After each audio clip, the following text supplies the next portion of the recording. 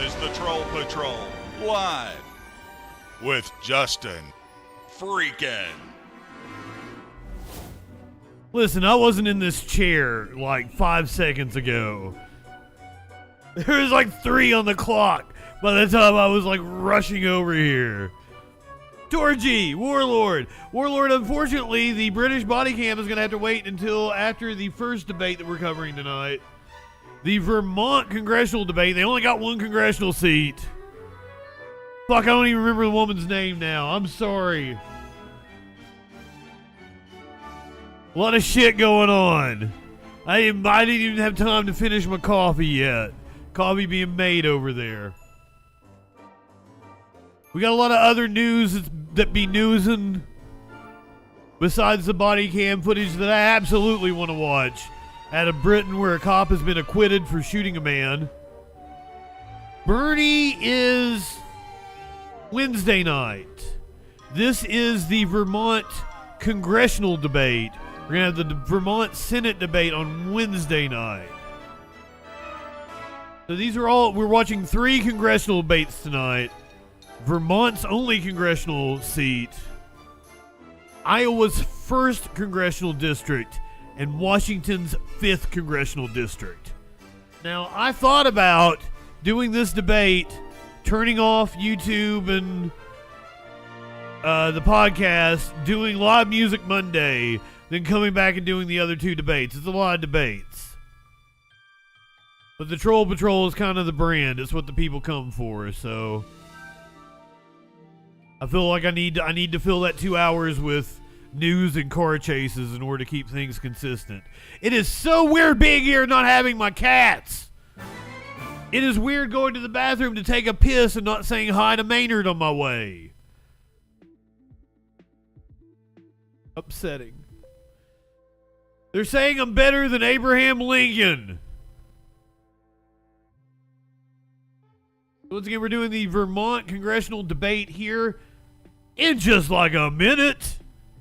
I'm going to be pulling that shit up here in just a minute.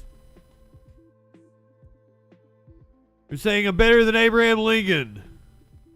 I don't know what we're going to talk about afterwards. I'm going to be freeballing it because Quesadilla, good evening.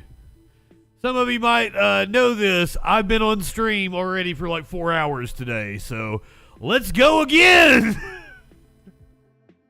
Soup was able to just end the stream like this and started playing Iron Maiden.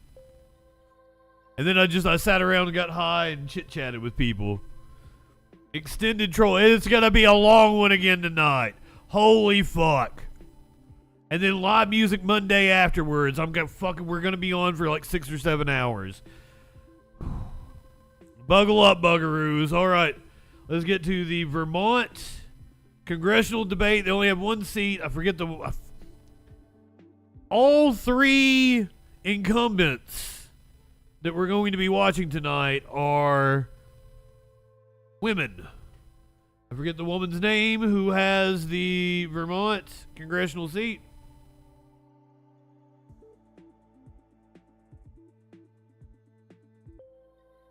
Oh, we're doing this. We're doing this over Zoom. Your debate series. My name is Neil Goswami, and I'm the managing editor of VT Digger. Every 2 years, we have the opportunity to introduce you to those vying for Vermont's top political offices and to ask them questions on your behalf. It's a key part of our mission. Representative Rebecca Balint. Rigorous journalism that explains complex issues. This is the Republican Libertarian Mark Coaster. Unquote. Tonight, we'll hear from the leading candidates for Vermont's sole seat in the U.S. House.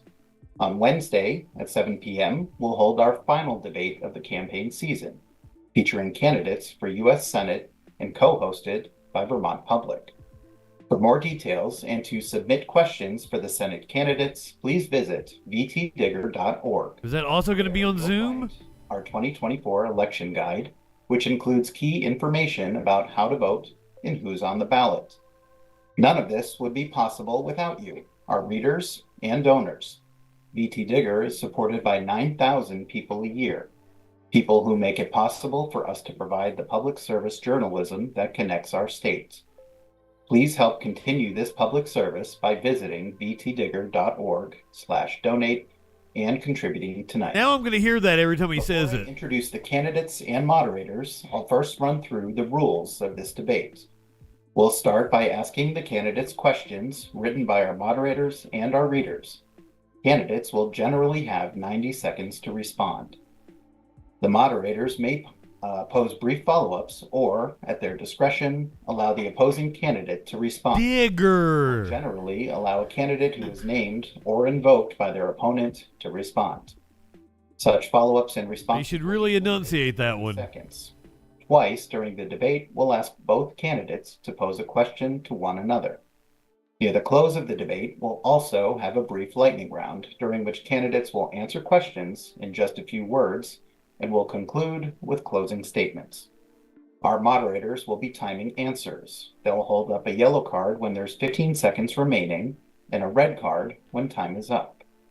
Both candidates have agreed to our request that they behave in a civil and respectful manner throughout the debate. We will not tolerate disrespectful behavior toward one another, the moderators, or anybody else.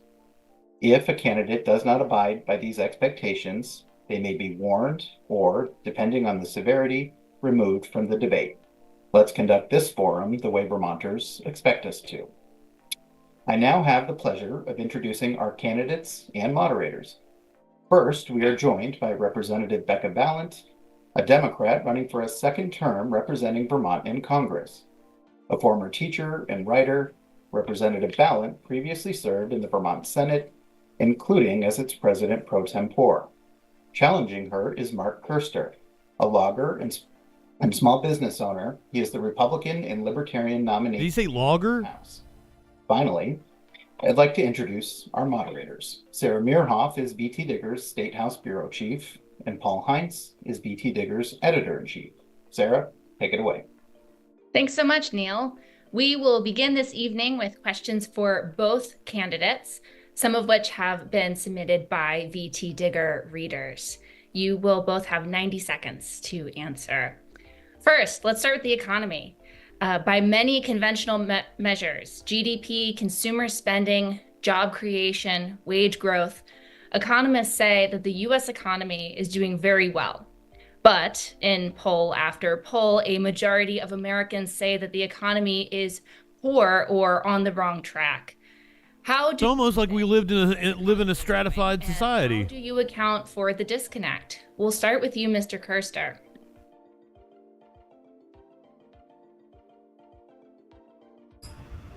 Sorry, that I was muted. The disconnect between I have trouble with the technology economy and what people are actually facing on the ground. Yes. Well, the polling is obviously bogus. Every citizen knows that. This is the Republican Libertarian candidate for Vermont's congressional seat. The polling is bogus. The polling which shows that Americans think the economy is going poorly. Yes. Okay. Well, Yes. what do you think the state of the economy is? Suffering. While I was gathering signatures to run for office, one lady working in a local car dealership very gladly signed my petition and said, "Why is everybody fighting? We're all broke." And it's only getting worse. It's been heading downhill for quite a number of years. So, I mean, it started right away when the price of fuel went to $5 a gallon and the price of all the other commodities went up. And then all of a sudden eggs were $8 a dozen. Yes, people are hurting. They're hurting badly. So. Thank you. Representative He is Balint, not very How good. do you think the economy is doing, and how do you disconnect This is between the Democratic or account for incumbent. the She disconnect, won election excuse me, in between the 2022. data and perceptions? Really appreciate the question, Sarah. This is something that we talk about a lot in the Budget Committee, which is one of the two committees that I serve on. And by all the metrics that we can measure, not just here in the United States, but when you look globally, the United States has recovered to a better extent than to just any other westernized nation. But you're right, it's not connecting with voters. People are still feeling like costs are too high. And I just want to say one of the things that we looked at, I was on the oversight committee before I was placed on the Judiciary Committee, and we looked at price collusion around eggs, around meat packers. And so we have a very small number of companies and industries that are able to control the market. So that's part of it. But I'm really looking at how do we decrease costs across the board. So that's one of the reasons why I support moving towards Medicare for all, making sure that we have affordable insurance, reducing the cost of prescription drugs. I have a housing to increase the supply of housing, which we also know is driving up the prices. But it is it's a challenging thing for any person running for office right now, because you understand that you are in the midst of a second Gilded Age. You know, I'm somebody who studied history for a long time. We are seeing economic inequality now in the same way that we saw it in the 1920s, and that's real. And so we have to make sure that we're doing everything that we can to reduce prices for the middle class. And that's what I've been working on, and I'm going to continue to work on if I'm reelected. Thank you. On to our next question. Inflation. Finally, the first candidate to mention Medicare for all. More than 9% year over year in June of 2022 to around 2.5% this September. However, the cost of everyday goods, particularly food and gas, remains at least 20% higher than prior to the COVID-19 pandemic, a rate of increase the U.S. has not seen in decades. Experts have blamed a variety of factors for this, including supply chain disruptions caused by COVID and the federal response to the pandemic during both the Trump and Biden administrations. What do you think caused the spike in inflation, and what should the U.S. government do now to continue to rein in inflation? Representative, we'll start with you.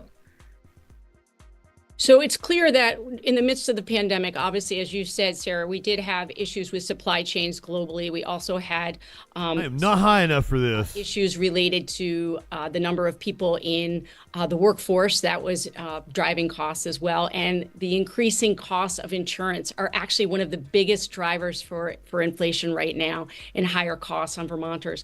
I think the challenge is we have to go after, as I alluded to before, we have to go after some of the big players in the market that are driving up costs. And I did a little research this afternoon looking at, when you look at the increase in costs related to the cost of fuel, for example, or some of the drivers around the supply chain, there is, of course, some inflation related to that. But when you look at the record profits, specifically if you look at the grocery industry, when you look at the record profits that they made, it's far above and beyond any of the inputs that went in to that inflationary pressure that we saw during and right after the pandemic. And I think it's critically important that we in the House of Representatives use our oversight to go after these players, because it isn't enough to say, oh, well, it is the cost of energy driving it up, or it's the supply chain. We know that people are raking in money hand over fist, and it's hurting people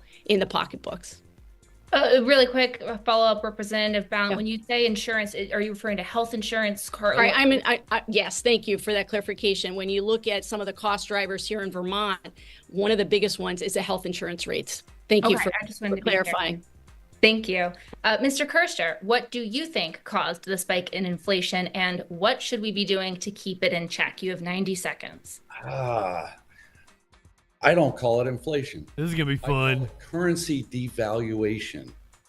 Since 1981, when I lived here and paid my rent at $125 a month, 25 bucks a week in groceries and 10 bucks a week in gas, we have 1,000% currency devaluation since that time. Everything else is 10 times more. Now, they pulled this trick in Mexico just prior to when I went into Mexico. The Mexican government decided to devalue the currency overnight. All the rich people and the government officials put all their pesos into US dollars. They devalued the peso 1,000%, bringing it from 300 pesos to $1 to 3,000 pesos to $1 overnight. They've done the same thing to us in America over a 40-year period, and they call it inflation. So the more money you print and dump into the economy, the less the dollar is worth. That's the bottom line. Just to be clear, are you saying that inflation is driven by Americans moving money offshore? I'm just a little unclear. No, that's not what he said at all. Devaluation. It's intentional. My family lived in Germany when a loaf of bread was 1,000,000 Deutschmarks for a loaf of bread. Things can get a lot worse than they are now. I was trying to buy land at a 25% interest rate living here in Vermont. Things can be a lot worse than they are. And on the path that we're on, it isn't going to get better under the current administration or any of the policies that they're pushing. Come on, Okay, man. thank you both. Over to you, Paul. Thank you, Sarah. We'll now turn to I think he's fucking dumb. topic, democracy in the United States. One of the first duties of the next Congress will be to certify the results of the 2024 election. Mr. Kerster, days before the violent attacks on the Capitol on January 6, 2021, you signed a letter authored by Bob Orlick calling on then Vice President Mike Pence to overturn the outcome of the 2020 election. Do you continue to believe that Donald Trump won that election? How can Vermonters trust you to uphold the outcome of the 2024 election? I think that's false information. I did not sign any letter. Show me where I signed any letter. Your name is one of many listed under a letter that was drafted by Bob Orlick, who's a fellow Vermont Republican. I do not know Bob Orlick. Show me the proof. I believe it's false accusations. I'll read from you just a brief section of this letter. Quote, "The forces at work to destroy our republic are on the march and they must be stopped on January 6th. We will be there for you on Wednesday, and we will be with you for all the days after." I mean, hold it up to the camera. Let him see his signature. So you're telling me that you did not, in fact, sign that letter? I said to show me the proof that my signature is on that letter. And my question to you is, did you sign that letter or did you No, not? sir, I did not. Okay. Do you believe that Joe Biden won the 2020 election? He was certified. Do you believe he won the election? The information and the data was skewed. He was certified by the government. Was it fair? I don't believe it was fair. The data was skewed? Well, yes, the data was somewhat skewed. People did question the election as they have a right to. Democrats questioned elections for more than 20 years. It was certified, but I don't believe it was a fair election. So, to be clear, pretty much every authority there is on the matter, from the federal government to state governments to the courts to independent experts, all agree that Joe Biden won the 2020 election. Sounds like you disagree with that. So I'll move to the second part of the question, which is, that being the case, how can Vermonters trust you to uphold the outcome of the 2024 election if you do not think that the rightful winner of the 2020 election, in fact, won? You've twisted that. I do not disagree that he won. It was certified. I said it wasn't fair. Did you actually report yourself on the Hunter Biden laptop in October of 2020? Thank you. Wow. Representative Ballant, if former President Trump wins the 2024 election, will you vote to certify the outcome? And under what circumstances would you decline to do so? No, I will certify the election if the former president wins the election. By the way, did everyone see Anna talking about the Hunter Biden laptop and Chank having to correct her all the town? We reported on the Hunter Biden laptop. Yuck. That in each state, the poll workers, the election workers, they are doing the work of the people. And so, yes, if Donald Trump is successful in getting the most votes and wins the Electoral College, absolutely. Will I be sad that my candidate didn't win? Absolutely. Will I certify? Absolutely. No question. Thank you, Representative Ballant. A couple follow-ups on this one. At a panel discussion with the National Association of Black Journalists in July, former President Trump pledged that he would, quote, absolutely, unquote, pardon those who have been convicted for violently breaching the Capitol on January 6th, 2021. Mr. Cursor, do you believe that those who stormed the Capitol that day have been fairly prosecuted? Should they be pardoned?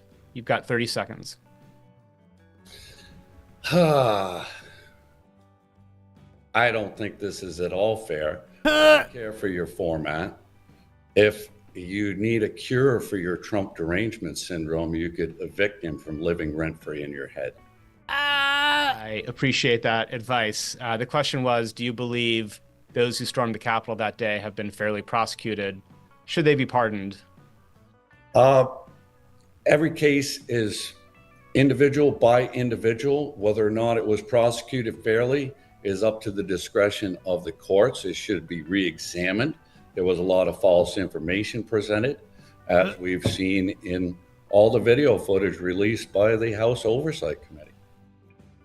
Thank you. Representative Ballant, do you believe that those who participated in the January 6th insurrection have been fairly prosecuted? Do you believe they should be pardoned? No, I do not believe they should be pardoned. I believe they've been fairly prosecuted, and many people have not been prosecuted. They have gone through the process, they have gotten their time in court, and they have not been prosecuted. The people who have been prosecuted and are serving time should be serving time. And we should not be calling them patriots, and we should not be calling them hostages. I find it incredibly offensive. Final question on this general topic. There's been a noticeable increase in politically motivated attacks in recent years, from a shooter targeting members of Congress during a baseball practice in 2017 to a neo-Nazi driving a van into a crowd of counter-protesters in Charlottesville, Virginia that same year. And of course, this year, there have been 2 assassination attempts on former President Trump. As a major party nominee running to represent Vermont in Congress, what are each of you doing to turn down the temperature of political rhetoric? I'll start with you, Representative Ballant, and then turn to Mr. Kerster. You have 30 seconds. I really appreciate the question, Paul. I think about this a lot. And one of the things that I've done recently is meet with a woman named Donna Hicks, who studies dignity violations. And she has been working with a team on what's called a dignity index. Yeah, bottom 2 are the candidates, top 2 are the moderators. People are using on Republican. This is Democrats, Democratic Representative Becca Ballant. They're using on social media is not fanning the flames of anger and fear and dissension. And that is something that I take very seriously. I don't always get it right, but I am committed to bringing down the temperature. I don't think it's healthy for the country. Mr. Kerster, what are you doing to turn down the temperature? Republican Libertarian nominee The temperature. Mark Kuster. So the full question was, as a major party nominee running to represent Vermont in Congress, what are you doing to turn down the temperature of political rhetoric? I do my absolute best not to feed into the hatred and animosity of either party. I haven't been bashing Democrats. I haven't been bashing the Republicans. You know, there are problems on both sides. Both sides historically have created problems to sell us solutions. Thank you. We will now shift our attention from Washington, D.C. to the Middle East. This dude's like a chud I argue with on Twitter. Attack on Israel, killing more than 1,100 people and kidnapping roughly 250. Israel's war in Gaza continues with no end in sight. According to the Associated Press, citing the Gaza Health Ministry, roughly 42,000 Palestinians have been killed in the conflict, half of them women and children. Representative Ballant, you voted against major aid packages to Israel, citing your opposition to Prime Minister Benjamin Netanyahu's conduct of the war. What else do you think Congress can and should do to achieve your aims? You have 90 seconds. So first and foremost, I know a lot of Vermonters have heard the expression, the Leahy Law, and I thought I would take a moment here to just explain. We have a law in the books that says that we should not be selling arms or giving aid, military, I fucking love this woman, to any country that has a security force that is violating human rights. And we should be holding Israel, our ally, to the same standard that every single other country is held to. And I believe that that has not always been the case, and we have to do better. I also believe that it is critically important that we do use our power. I have recently signed a letter to sanction Ben-Gvir and Smotrich, two of the most extreme members of the Netanyahu cabinet, who are continuing to fan hatred in the West Bank and have recently said they want to rebuild Gaza for Israelis. And we have to hold Netanyahu to the same standards we hold every other ally, period. Thank you. Mr. Kerster, do you agree with Representative Ballant Excellent answer. this year against providing billions of dollars in military aid to Israel? Why or why not? No, I don't agree with her. In our previous debate, she was very much promoting what was called a Senate border bill, which was 86% of foreign aid package, 49% of that to the Ukraine, 19% of it to Israel, others to Turkey, very little to come to America. So she is not telling the truth about trying to block aid. She was actually promoting this foreign aid package disguised as a border bill. Representative Ballant, you were mentioned in that answer, so if you'd like to respond, you may in 30 seconds. Yeah, so there was a decision made by the House of Representatives, Speaker Johnson, to split the funding bills apart. So there was a Ukraine funding bill and there was an Israel funding bill. And you are incorrect, Mr. Kerster. I was one of approximately 30 members of the House of Representatives that did not vote to send military aid to Israel last spring. And I'm on the record and it's easy to check. Anything else on that, Mr. Kerster? That is false information. That was a Senate border bill that she was promoting. It did never go to the House. That's the one they claimed that Donald Trump quashed. He did not. The only bill that actually passed for a border bill was H.R. 2, which has been sitting on Chuck Schumer's desk for 525 days. So, you know, you can promote money to Israel even though it was never in the House. And that's what she was doing. Mr. Kerster, it is very clear by my record that I did not vote for the Israel aid package this spring. It was offensive weapons. It was not related to Iron Dome or David Sling defensive weapons. I don't know what you're referring to, but this is very easy to check. Yeah, yes. I'm going to cut that off right there, Mr. Kerster. We have another follow-up question, but I will note that the question that, or the vote that Representative Ballant is referring to took place on April 19th of this year. And in fact, it was, the bill was split up into several different parts. So you can read about it more on vtdigger.org, which I would encourage all of our viewers to do. One more follow-up question in this general realm. In recent weeks, tensions between Israel and Iran have dramatically escalated following an Iranian missile attack on Israel earlier this month, itself in response to the killing of Hezbollah leader Hassan Nasrallah. Israel is widely believed to be planning retaliatory strikes on Iran.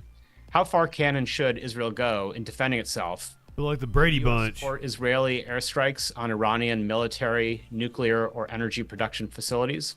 Mr. Kerster, you will have 30 seconds for this one.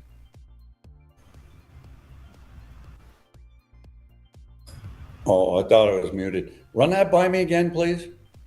Sure.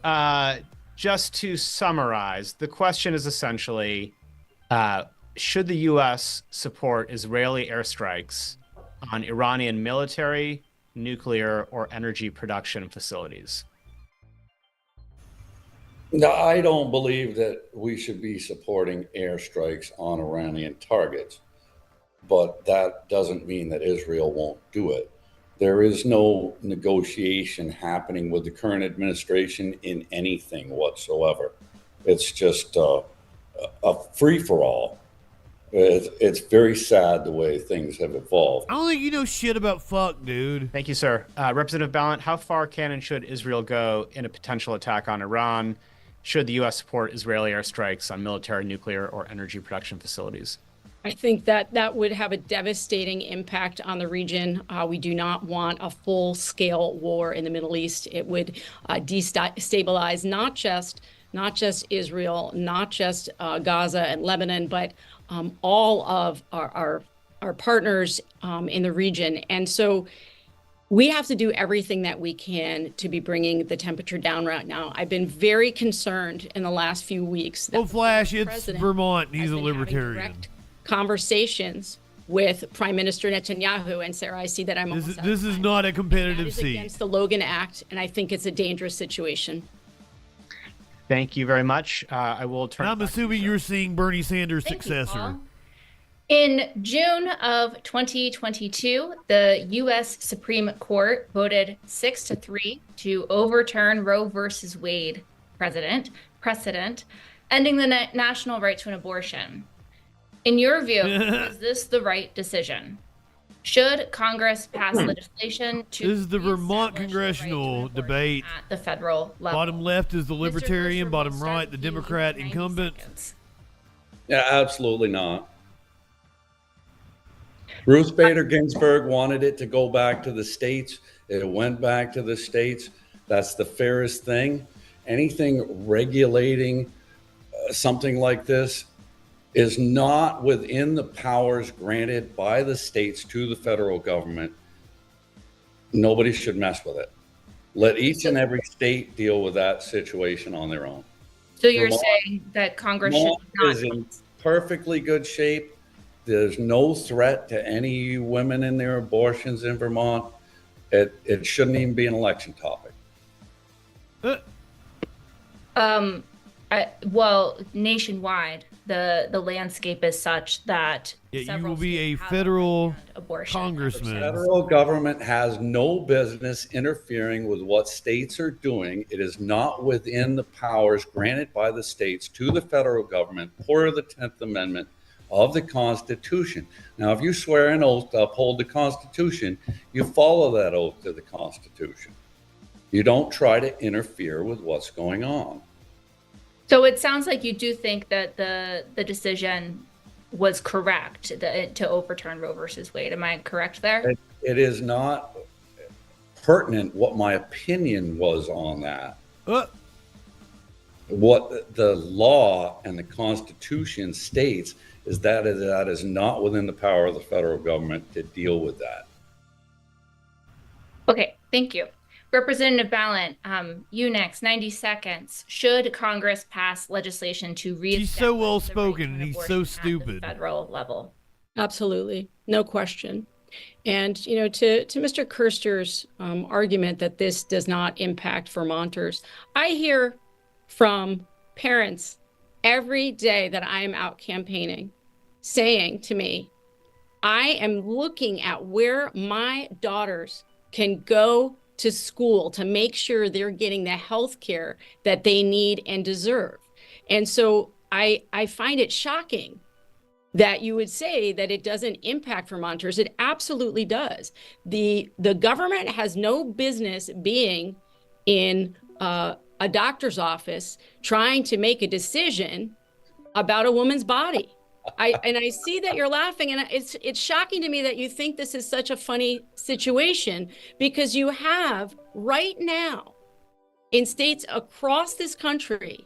I read about one earlier today when young women who are sexually abused are forced to give birth, underage, 13-year-olds, people not getting the health care that they need and deserve. It's not a laughing matter at all. And I think it's very revealing to me that you don't seem to show the compassion and the understanding for each person's bodily autonomy and human dignity. I find it shocking. Mr. Kerster, since you were invoked, would you like 30 seconds to respond to that? Do you have a response? Well, you have facts, you have fear, you have feelings.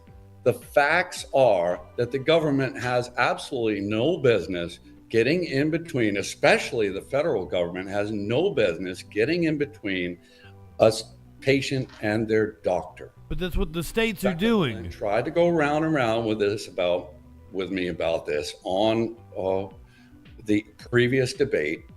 The federal government has no business getting involved between a patient and a doctor, per the 10th Amendment of the Constitution.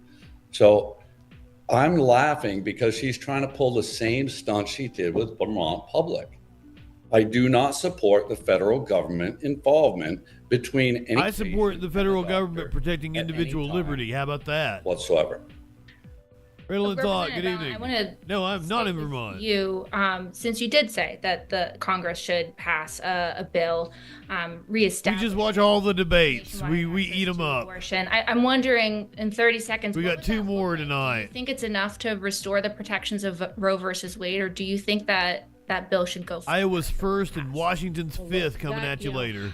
I am dealing with the reality on the ground. I want to reestablish what we had before as a floor. Absolutely. Look, here's the other piece, Sarah, if I could have a few minutes. It is not just about I don't want to go to Vermont. I'd love to have her as my representative. Republicans Bernie is said my they're going to senator. do through Project 2025, which is to outlaw the mailing of mifepristone, which is a safe, effective medication used in abortion. So they're not just talking about procedures in a doctor's office or a hospital. They're talking about restricting access to a safe medical, a medicine that has been shown to be safe. And I don't think it's funny. It's not. Mr. Kerster, I have a follow-up for you as well, particularly since you said that you don't believe the federal government should be getting involved in these doctors' offices. In January of 2023, House Republicans introduced the Life at Conception Act, which would establish the, quote, right to life of each born and pre-born human person, unquote. The bill defines a human being as a, quote, member of the species Homo sapiens at all stages of life, including the moment of fertilization or cloning, unquote. How would you vote on such a bill if it were to come to the House floor and you would be serving in Congress? You have 30 seconds. Interesting question. Well, first, I would have to read the bill. The second question would be, did it pass? Because the Republicans had the House majority then, right? Did it actually pass? So that's pretty much grouping all Republicans into a category. How would you vote? That was the question. I don't believe it's legal by the Constitution.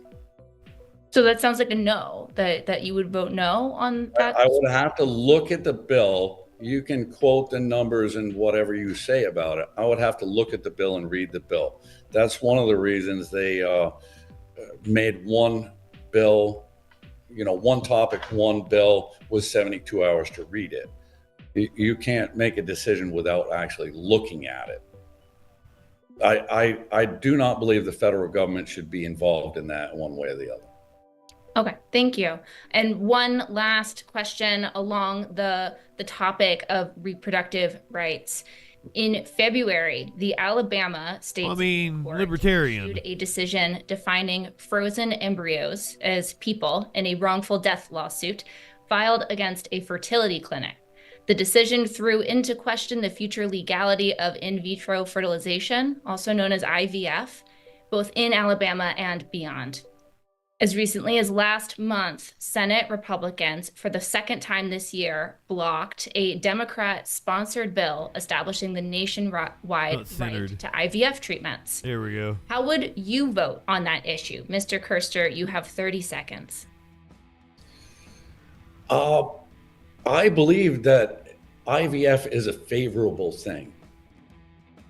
That's what I believe.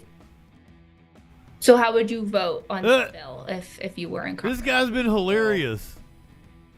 Senate, who introduced it and who blocked it? Democrats in the Senate introduced the bill, and Republicans in the Senate, they were not able to meet the 60-40 filibuster margin. Right. They're playing games. Both sides, Democrats and Republicans, they keep the war going. They would rather have the war continue so that people can be divided and keep fighting, right? They both do it. Both sides do it. You've got your far right radical right. You've got your far left radical left. And always. You don't think you're the far right, you dipshit? You can blame the entire party, to keep the war and the divide going, where most people have common values. I believe IVF is a good thing. Okay.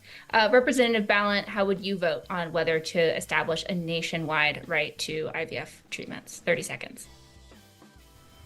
I believe you're muted. Thank you. That's an easy one, absolutely. And I was very frustrated that the Senate bill did not pass, because we are talking about codifying and giving clarity to families across the nation. And this decision threw so many families into turmoil, not knowing if they were going to be able to go forward with IVF treatment. So absolutely, I would support it. Thank you. Next Ballant has been my favorite candidate we have watched this entire election During season. your 2022 primary campaign, She's the only one to mention Medicare for all. Currency fraudster Sam Bankman-Fried and his allies spent more than $1 million in an effort to get you elected.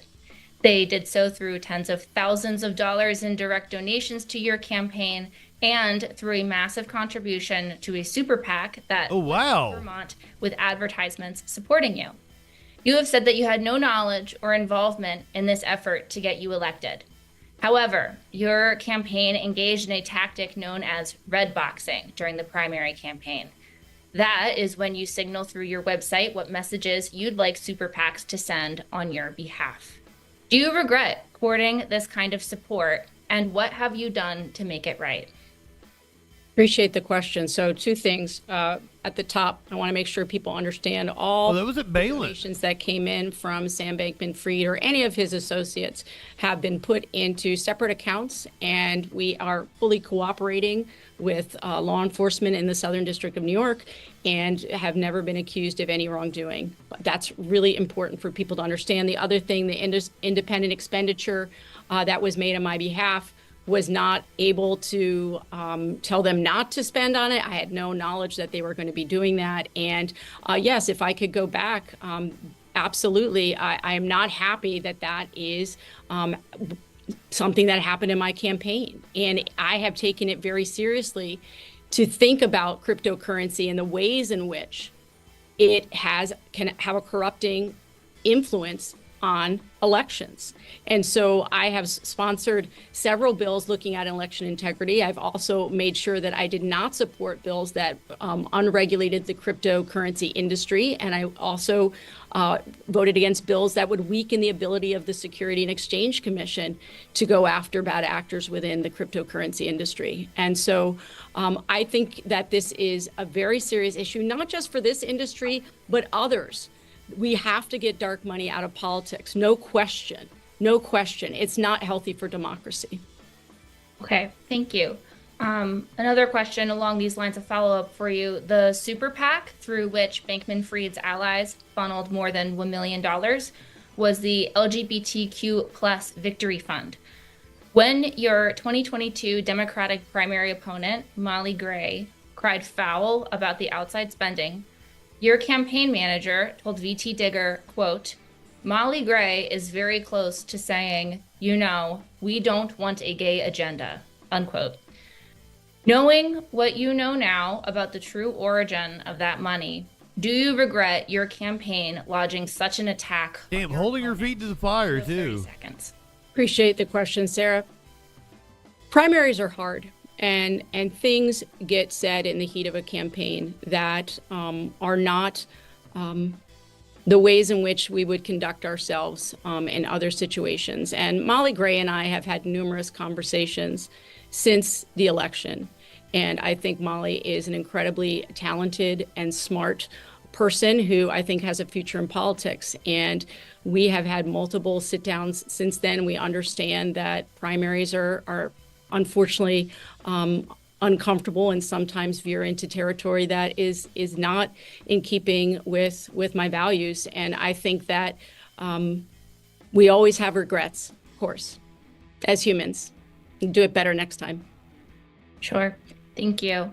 Mr. Kerster, we're going to have a question for you next, but just keeping with this topic in 30 seconds, I wonder what you might have to say about this episode with your election opponent and what you may make of it. So she may not have been completely aware of what was going on. Who knows who did what within the campaign, within management.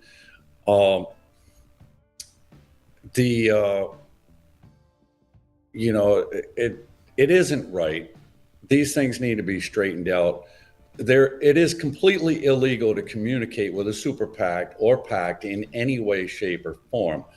The big trouble now is the small dollar donations that were laundered through Wells Fargo and ActBlue for many years, done with no CVV code necessary. And Wells Fargo was forced to start demanding a CVV code. But that was a lot of foreign election interference with that, and prepaid debit cards, et cetera, et cetera. Do what? And that's coming out. It's been being investigated for more than 2 years. So there's a big break on that today. Okay, we have to move on. Can I say one thing, Sarah? Because I think this is an area in which Mr. Kerster and I agree. He talked about small dollar donations and the importance of small dollar donations. And I think it's very important that Vermonters know when we do have agreement. I think that is really important. And it is, there is a bill that I introduced to try to protect small dollar donations to make sure that they were not collected fraudulently. And I know that's something, it sounds like, that we both care a lot about. Great. We have to move on. Mr. Kerster, I have a question for you specifically next. You have associated yourself online with the QAnon movement. And during your 2022 Senate campaign, you drove a logging truck in parades featuring the Pepe the Frog logo. That image has been adopted by the alt-right white supremacist movement. Do you believe in QAnon, and do you consider yourself a member of the alt-right? You have 90 seconds. Absolutely not. There is no such thing. QAnon doesn't exist. But you can buy a membership and get 10% off if you're a member of the Flat Earthers too. I'm a little unclear. Are you saying that QAnon is an unfounded theory, or that there is, because there is indeed a political movement online? I gave a 15-minute interview to a Washington, D.C. media company on that in 22. I don't know whether it's a psyop or whether it's not. Okay, I didn't follow it. I never followed it. It was pretty much all done. But there was Q, and then there were Anons. So the curiosity of Americans got people investigating, like by the millions. And those people never stopped investigating. They continue to this day. So whether it's a psyop or whether it's not, there are literally tens of millions of Americans and people around the world investigating every little thing. Now, you got a problem with Frog? I know you reported a bunch of BS in 22. I chose not to sue you because it was blatant lies and it was spread all around the state. So you might want to back off on that. Are you saying that it was false reporting that you indeed had 100%. frog on your truck, because that was documented? Yes. Okay. Yeah. Ha ha. There's a frog on my truck. Whatever you interpret the specifically Pepe the Frog doesn't mean anything. Okay. And then you reported some other BS about this young man of color who climbed up on my log loader with flags of his own, right? And you joined in with Paul Dame, and they tried to say, oh my God, vote for the establishment candidates, because I was running as a Republican then too in Windham County. Vote for the establishment candidates rather than this guy, right? But I beat both of those establishment candidates without campaigning. So I really don't appreciate your reporting, and you should back off because I chose not to sue you. This is amazing. Representative Ballant, I'm wondering in 30 seconds what you may have to say about your opponent's association with these images and these movements online.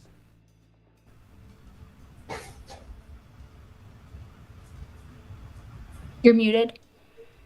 One of the things that I don't know about what he had in the parade.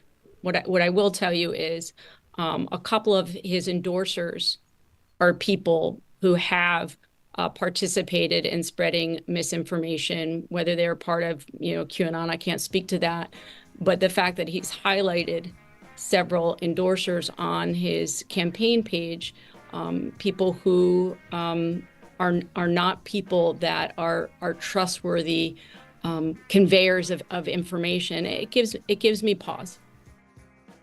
Thank you. We have to move on from this topic. I'll turn it back to Paul. Thank you, Sarah. We will now have an opportunity for candidates to ask each other questions. Each candidate may ask their opponent one question at this time. These should be questions and not speeches. You will have 90 seconds to answer.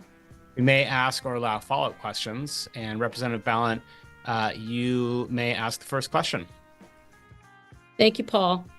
Mr. Kerster, earlier this month when we debated, you said that there was no role for the federal government to address the housing crisis or to protect abortion access. What role do you see for members of Congress who serve in the federal government? Well, that's a very interesting question. I asked a couple of young men in a restaurant this morning what they thought should be done on a federal level. Now, the first one answered close the border, right? But that really isn't the role of Congress. It isn't necessary for Congress to do that. All they have to do is follow the existing laws. The second one stated, I want to know where my money's going. I said, you mean transparency and accountability? It's like, yes. I want to know where my money's going, and maybe even create some legislation that I can choose where my tax money goes, because they bleed us dry. So, there are certain things the federal government shouldn't be doing, and there are things that the federal government should be doing. And so, may I ask a follow-up, Paul? You may ask one follow-up question. Yep, go ahead.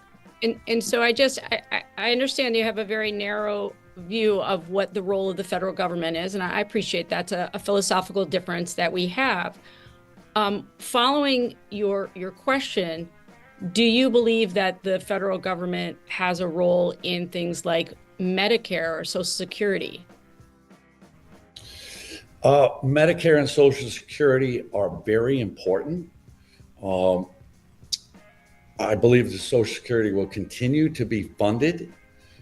The Medicare, it shouldn't be an all-encompassing thing of only Medicare. That's part of the problem why our health insurance costs are so high here in Vermont.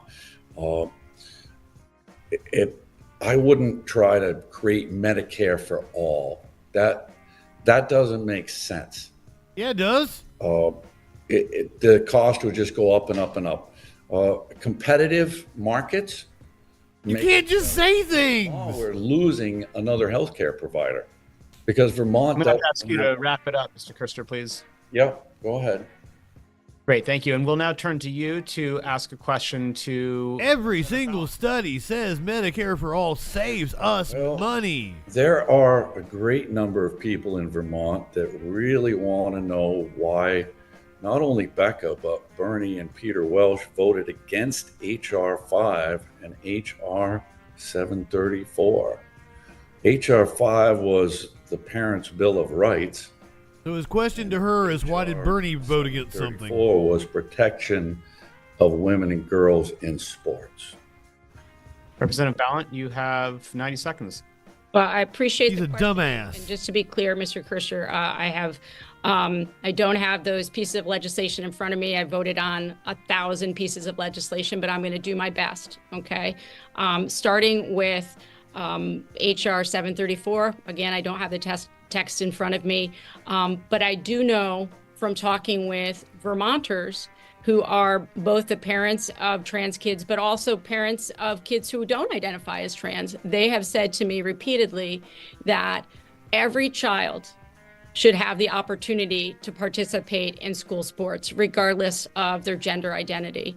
And so that's something that I don't just believe their Republican Governor Doug Cox of Utah has also said we should do everything that we can to make sure that every child has an opportunity to participate in sports. Now, when you're talking about at the competitive level, you have governing bodies for sports to make those determinations. But in terms of like making sure that school-age children can participate in sports regardless of their gender identity, I stand behind that. And Mr. Coster, do you have a follow-up question for Representative Ballot? No, that's okay. I mean, there were two bills there. It's okay. People in Vermont are asking questions. They have a right to ask. You're asking how this dumbass got nominated. They absolutely do, Mark. We do not disagree on that. And I think the other one was HR 5, the Parents' Bill of Rights. I mean, I could put a link to it right in the text. Well, I will tell you, again, I don't have it in front of me, but I will tell you this. I come to my job as not just as a legislator, but I come to it also as a parent myself. So all the decisions that I am making are as a legislator, as a former teacher, and as a parent, and making sure that we are respecting the rights of parents and also making sure that we have a supportive environment in schools in which parents and kids both feel welcome. So I will have to go back and look because I don't have the text in front of me. Thank you. And we do a lot of messaging bills in the House of Representatives. Thank you very much. We are getting close to time, but we want to sneak in a few more questions. So here's what we're going to do. We're going to ask two more lightning round questions from the moderators. And then we're going to go back to you each to ask one more question of one another. Then we'll go to the lightning round and wrap it up. So we're well, this isn't the lightning round. Sarah, I'm going to turn this back over to you for another question. Thank you. Thank you, Paul. We'll have another round of candidate questions in a bit.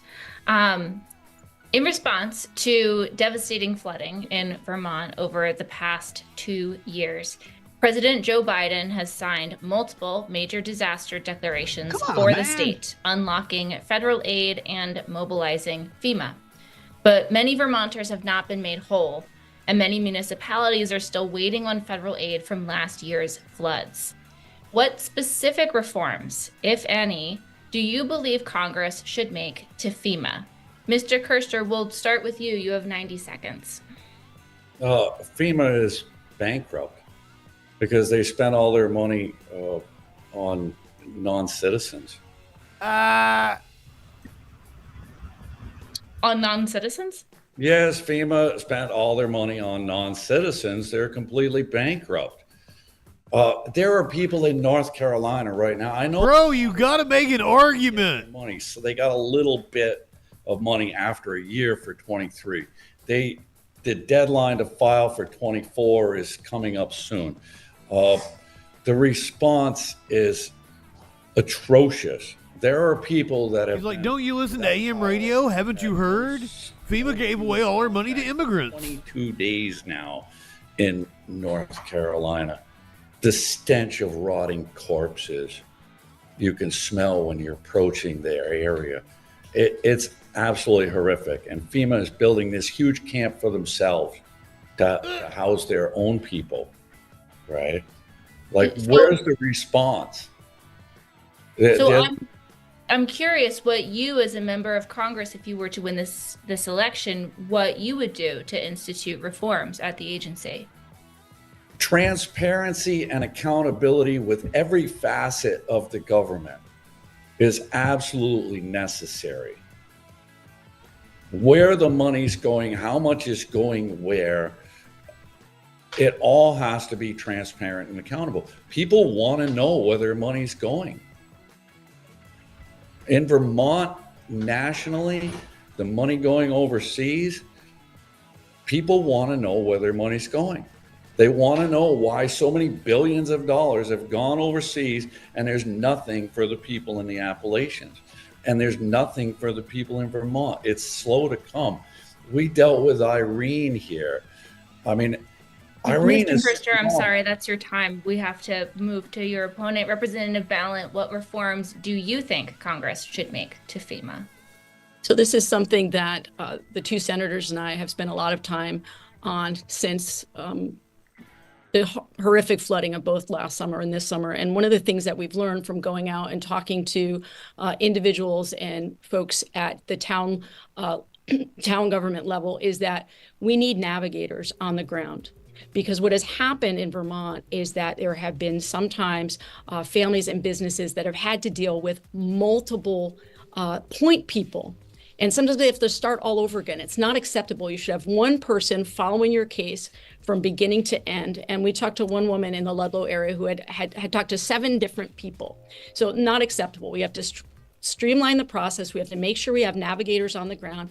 And we can't expect that small municipalities in Vermont are going to be funded in the same way that a big city is. And so we have to make sure that the decisions that are being made about how the money is spent is really being determined by the people on the ground that know their towns and villages better.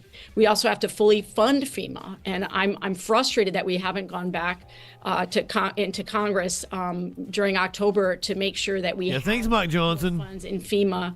And the last thing they wanted to say is to make sure that the Small Business Administration, same thing. People need an easy way to get in the door and have one person following their case. My heart goes out to all the people that are still waiting for the funding. And I just want to say it is something that Bernie and Peter Welch and I take very seriously. We are on the phone with FEMA frequently to try to get this solved, but I know it's hard and frustrating. Thank you both. Paul, next to you. Thanks. And this will be our final moderator questions of the evening.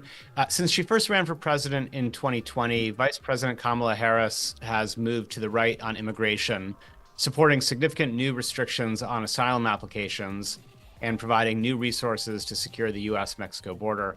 At the same time, former President Trump has gone much further, vowing to conduct mass deportations, call on the National Guard to round up migrants, and even impose the death penalty on, quote, any migrant, unquote, who kills a U.S. citizen. Mr. Cursor, do you agree with any of these proposals? What action would you take in Congress on immigration and border security? You'll have 90 seconds. There are existing laws, and I completely agree with what Governor Scott had to say in Williston on Monday, that legal migration only. Follow the existing laws, legal migration only, through a port of entry, every single person vetted. Or really shitty broken laws. I am the son of a legal migrant. My ex-wife was a legal migrant. I worked with asylum seekers from Vietnam. There was a whole family of them. His ex-girlfriend from Vietnam, is that what he just said? This libertarian ass? Migration only. Whatever Kamala, Trump, I don't know why you're bringing us in. There are laws in place. The border could have been closed right away. It's been left open intentionally through this entire administration. It's appalling what I've seen. I went to the border myself. I followed it since the beginning of 2021. I followed the people that went to Darien Gap. What's been going on is absolutely appalling, using women and children as a distraction so they can smuggle drugs in a different place while the Border Patrol are distracted by women and children. And then what happened to those women and children? So just to clarify, you do not support any of the proposed changes to the law on immigration and border security that have been put forward by either the vice president or the former president in this campaign, and you believe that the current laws in this realm should suffice. Is that correct? First, you enforce the laws that already exist, and then you may make changes. Thank you. Representative Ballant, do you agree with any of the proposals that I named earlier from the two leading presidential candidates? What action would you take in the next Congress on immigration and border security, if any? And you'll have 90 seconds as well. Okay.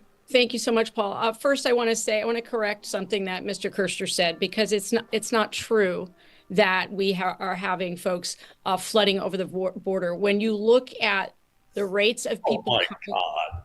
When you look, Kirster, please let Representative Ballant finish her answer. We are down to 2020 levels. We are down to 2020 levels. This guy. We've had a 35% reduction of folks coming from El Salvador, Guatemala, and Honduras specifically. That was something that Vice President Harris worked on, working directly with diplomatic and economic initiatives to reduce the number of people coming. So I needed to correct the record. It is not a wide open border, and it's just not true. So I do not believe that mass deportations are the humane thing to do. I also have talked to multiple farmers. At least it was the last question. If we don't in have Vermont, migrant workers in the ag industry, the farm industry collapses. They have said that, and they are not all Democrats. We need H-2A and H-2B visas. We need to make sure we lift the cap on those. There's so many things to get through. I do support a pathway to citizenship for DACA recipients. We need more asylum officers.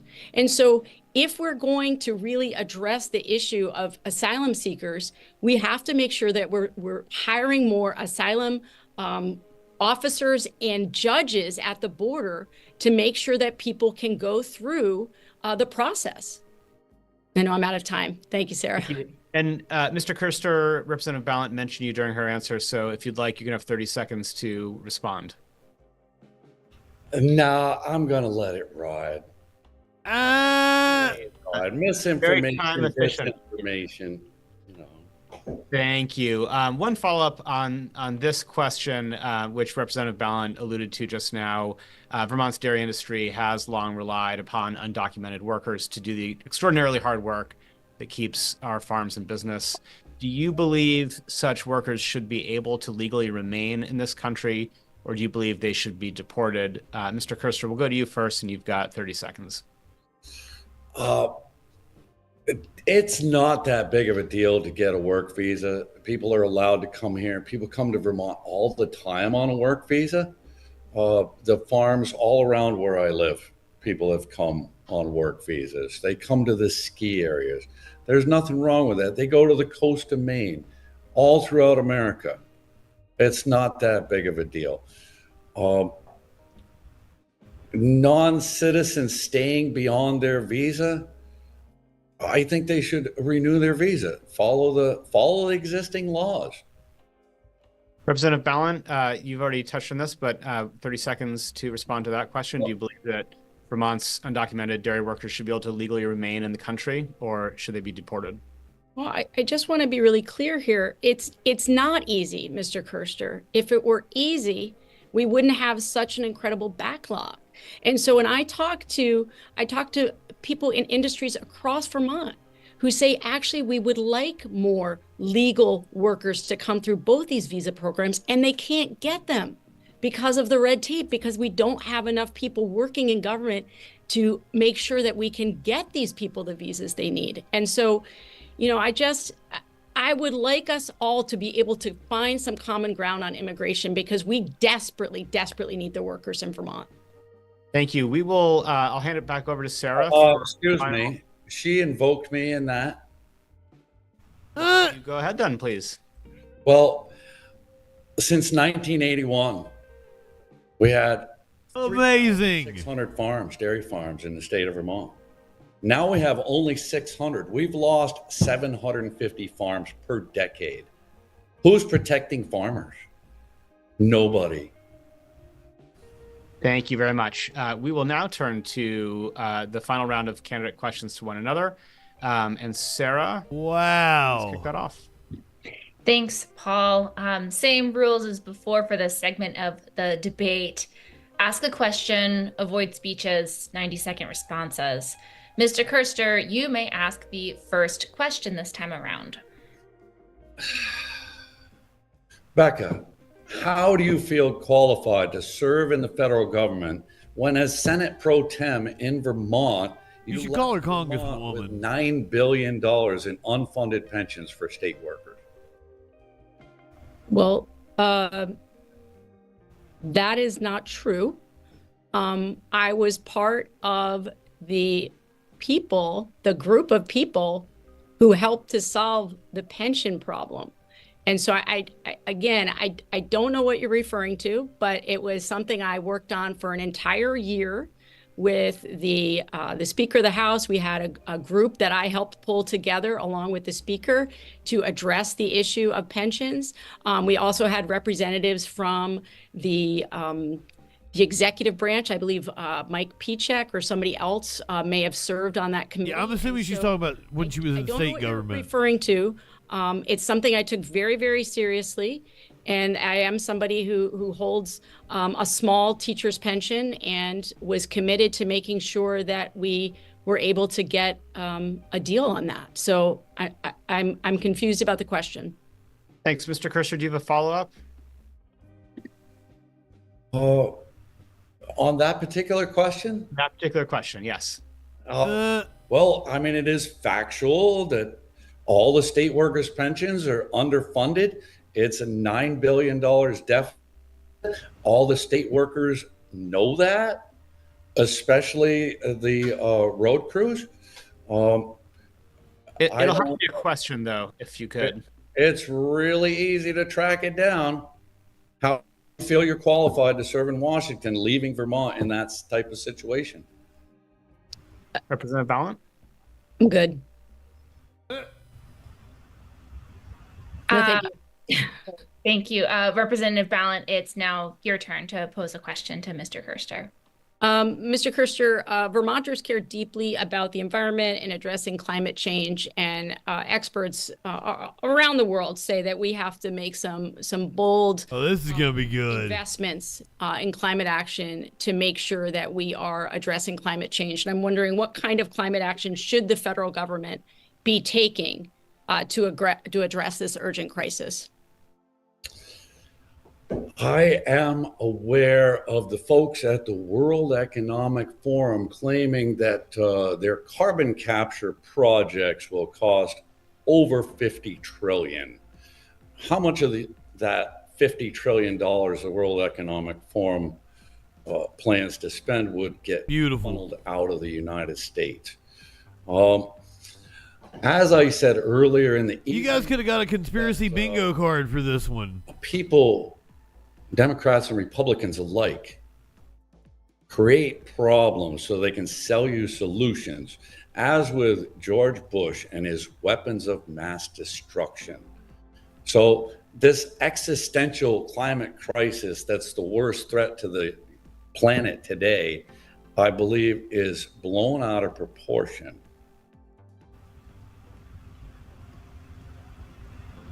Follow up, if I could. Please. So I know, Mr. Kerster, you're a logger, and I spent some time a couple days ago with a logger, someone who runs a sawmill here in Vermont, and they talked about how climate change is absolutely impacting their ability to do their work because the ground isn't freezing as early, isn't staying frozen as long. They can't harvest the logs in the way. So from your perspective as a logger, do you not believe that climate change is real? Do you not see? Excellent follow-up. Climate change is very most definitely real. At one point in history, I believe it was around the 1200s, there was a huge amount of people on Greenland that died. 90% of them, all their livestock died. Only the ones that adapted the native ways survived. That was a climate change.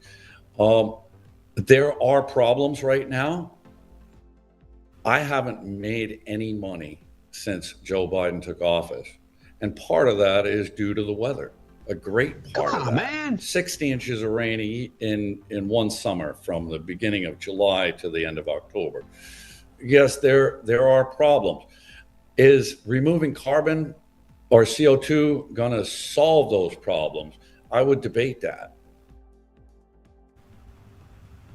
This is the Vermont congressional debate. Both. We are now going to go to a Democrat incumbent. Off to you. Representative Violent. The lightning brief. This is the Republican Libertarian nominee. Questions of each of you. Mark Coaster. I'd ask you to answer in a word or just a few words. Please keep your answers as brief as you can.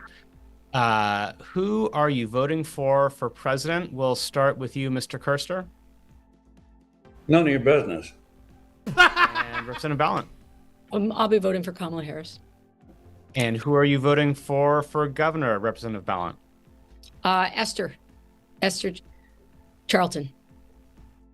Mr. Kerster, I can guess how you might answer. Who are you voting for? Is that any of our business? It is not. Absolutely not. Okay. Should the U.S. abolish the Electoral College in favor of a directly elected president? Mr. Kerster.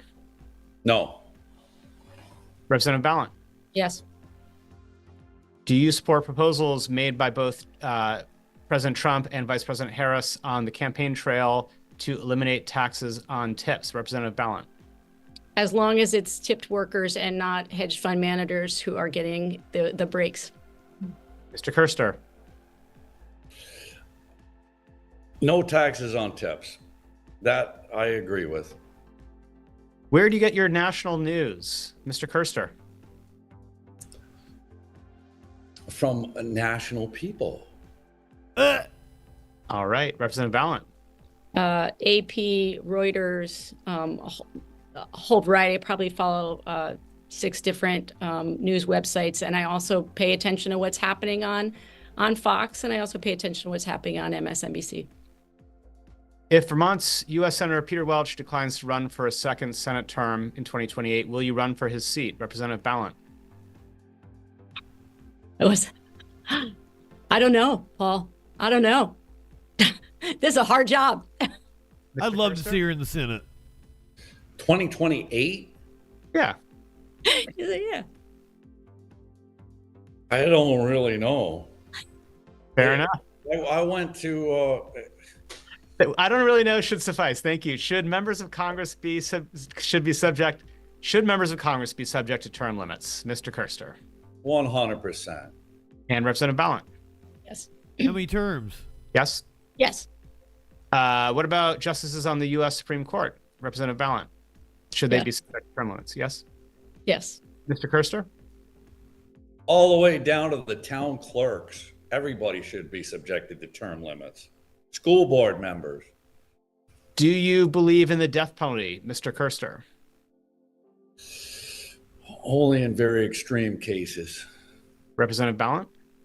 I don't. Too many innocent people have been subject to the death penalty. Should cannabis be legalized at the federal level, Representative Ballant? Yes. Yes. I'll move to that. Yes. We have agreement. And hardest question of the night. What is the best diner or breakfast joint in Vermont? Mr. Kerster, you were saying you were talking to some people at breakfast today or the other day. What's the best place to get breakfast in Vermont? We stumped you, haven't we? I think that's Lee's there in Bellows Falls. Is that your final answer? There might be other ones that are better. That one's the most convenient one right now. Reasonable prices, good food. Representative Ballant, we've given you more time to think about your answer. I know. You're trying to hurt us. You're trying to hurt us. We're going to hear about this probably more than anything. I get a great breakfast here in Brattleboro at the Porch on Putney Road. Thank you. Back to you, Sarah. Absolutely devastating erasure to the wayside. We'll now offer you each an opportunity to make brief closing statements. You will have 60 seconds. Mr. Kerster, you may go first. Well, it's a great mystery how I ended up being in this situation. It is. I never thought that I would even have a chance to be elected. And miraculously, the Republicans chose not to put up a candidate. So I walked away with a nomination. And only Gerald Malloy and Governor Scott got more votes than I did. And then, it's like, oh my God, I'm the only one that has a chance to win. So I give it my best shot. And it's fun. It's fun. Yeah, you get a bit of hate here and there, but such is life. And we'll see how it goes. May the best man win. Thank you. And Representative I'm Ballant. so glad you're going to get your ass kicked by a woman. Well, I just want to say I always appreciate anyone who's willing to run for office, and it's a difficult thing to do. So I appreciate you, Mr. Kerster. It's clear that you care about. I would have asked him about age of consent. I have been able to serve Vermont for almost 2 years now in the House of Representatives, and it has truly been the honor of my life. And once again, this is something that Mr. Kerster and I have in common. I never imagined that I would be in this role either. I am the child of an immigrant and a working class mom, and I never imagined that I would have this incredibly great honor. And I take it very seriously. And I may run as a Democrat, but it is not in the job description that you run and serve in the same way. When you are elected to be a member of the House of Representatives from Vermont, you serve the entire state. And I have tried my very best to do that, to listen to people, whether they are Democrats, Republicans, independents, or if they are completely turned off by politics. I have tried to listen to Vermonters about the issues that are most important to them and then introduce bills to reflect that, from housing to mental health supports to issues related to gun violence prevention. And I'm going to continue to do what I do best, which is, I think, listen deeply and try to translate the stories that Vermonters tell me into action on Capitol Hill. So thank you so much to Digger for hosting us tonight. I appreciate it. And thank you to both of you for being here. Paul will wrap things up. Thank you. This concludes VT Digger's 2024 U.S. House debate. Well, that was something. On Wednesday, October 23rd at 7 p.m. for the final edition of the Digger debate series. We're going to have Bernie Sanders, Vermont's leading candidates for U.S. Senate, in a debate co-sponsored by Vermont Public. You can watch it live on VT Digger's website or on Vermont Public's television and radio stations. Again, that's at 7 p.m. Oh, we will. Don't worry. Previous debates featuring Vermont's gubernatorial and lieutenant gubernatorial candidates, visit vtdigger.org. And while you're there, make sure to check out our election guide. So that is the Vermont congressional debate. There's only one congressional seat in Vermont, so only have one congressperson.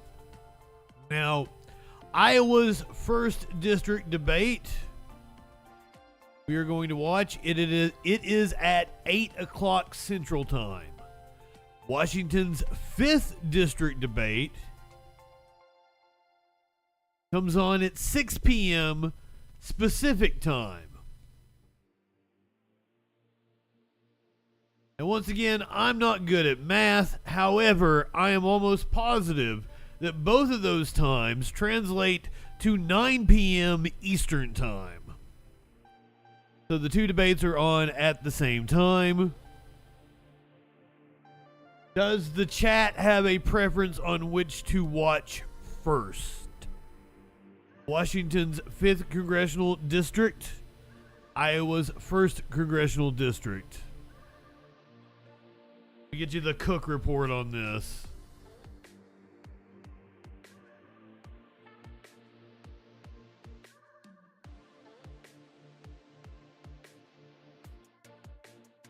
Let's see what the seats are rated. Iowa's 1st Congressional District is lean Republican toss-up.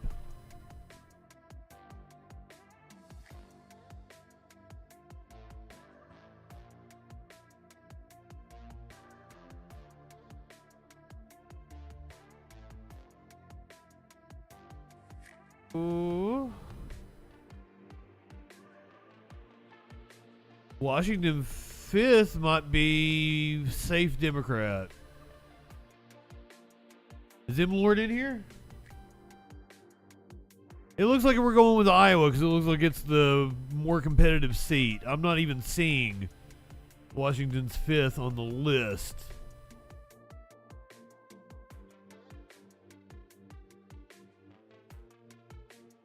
So Iowa's 1st it is. It's a toss-up, lean Republican.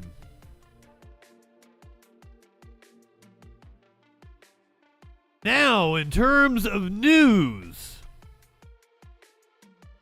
there's a lot of shit going on. We have a lot to get to. I know, Warlord, you want the body cam footage. I want to watch it. I haven't watched it yet. However, there have been multiple things happen in the United States. So, jam-packed news coming at you here after this commercial break. Go ahead, light one up, tip one back. It's all right to have a little fun before you hit the sack. I'm JustinFREAKIN. All we're establishing is this guy's wicked, sick aesthetic. Not high enough for this shit. I guess I gotta thank Matt Walsh for introducing me to JustinFREAKIN. Hey there, y'all. We're about to get stupid, locked into what that news beat doing. Fu Manchu and a slick bandana, colder than ice, smoother than Santana. Audio, video, chat and calls. Right-wing nut jobs haunt the halls. What you wanna watch? Hey, what you think? And there's only one choice. It's JustinFREAKIN. The guy's, he's a formidable voice in the culture. Light one up and tip one back. It's a right to be high. Let's grab a snack. It's fucking news, quit panic, attack, and play your cards right and get a titty slap. Jump in Discords, have some fun. The man will talk to everyone. Get high and try to debate. When shit pops off, chat thinks it's great. What do you think you're doing? Join the troll patrol. Wherever discourse is brewing, he gives it that southern drawl. So let's go ahead and bring in Justin. Hey Justin, how's it going, brother? First of all, I want to say you're poser South. I'm in Alabama. I'm the real South. Okay, all right. So why don't you tell us what it takes to be a man? Well, I don't know. I'm in Alabama and I'll fuck a man in a dress. Why won't you fuck a man in a dress? Are you that insecure that you won't fuck a man in a dress? That's fantastic. So you're okay with that, right? Yeah. Why wouldn't I? Good. Right-wingers are morons. Light one it and hit one back. One more click before we hit the set an alert when that shit goes live. Social fucking support and hit subscribe. Light one up and take a hit.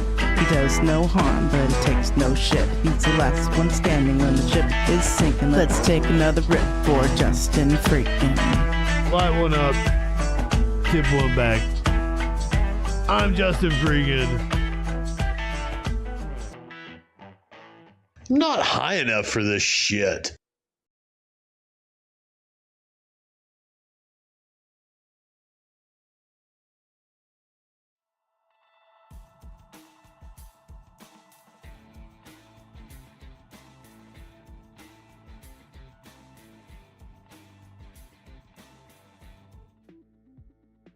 Yeah, apparently Stitcher's not a thing anymore. I really like the banjo as well. First thing we're gonna do, live from Concord, North Carolina. Stand up. Wow. Wow. Thank you, darling. Right from the beginning. You're right? booing Trump? I knew you'd turn. Thank you very much. Warlord on the Kamala bandwagon confirmed. Pastor, patriot, and faith leader here today. We have so many people. This is the. I knew it. When you introduce. Everyone knew it. Everyone knew you weren't on the Trump train.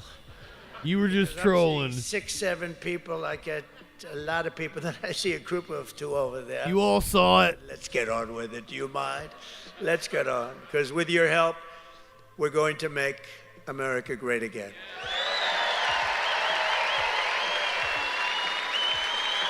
Thank you. Thank you. Thank you. I saw the text faith as well. Warlord is a white guy for Harris. A ginger for Harris. So I was introduced to church at a very early age, and I had a... Can't fool us. Actually in... We didn't just fall out of no coconut tree. Oh, I'm sorry. Wrong one. I don't know if you know it. It was built You think you just fell out of a coconut tree? And it was great. But very early, and then ultimately... You guys want a t-shirt that says I condemn? Mary would drive me into Manhattan to worship at Marble Collegiate Church, where Dr. Norman Vincent, author of one of the... Not high enough for this shit. Light one up, tip one back. Thinking. He was the head pastor, great book. Light one up and tip one back. Light one up, tip one back. It's all right to have one fun before you hit the sack. Love you, Media Witch. You did such a good job on this. All we're establishing is this guy's wicked, sick aesthetic.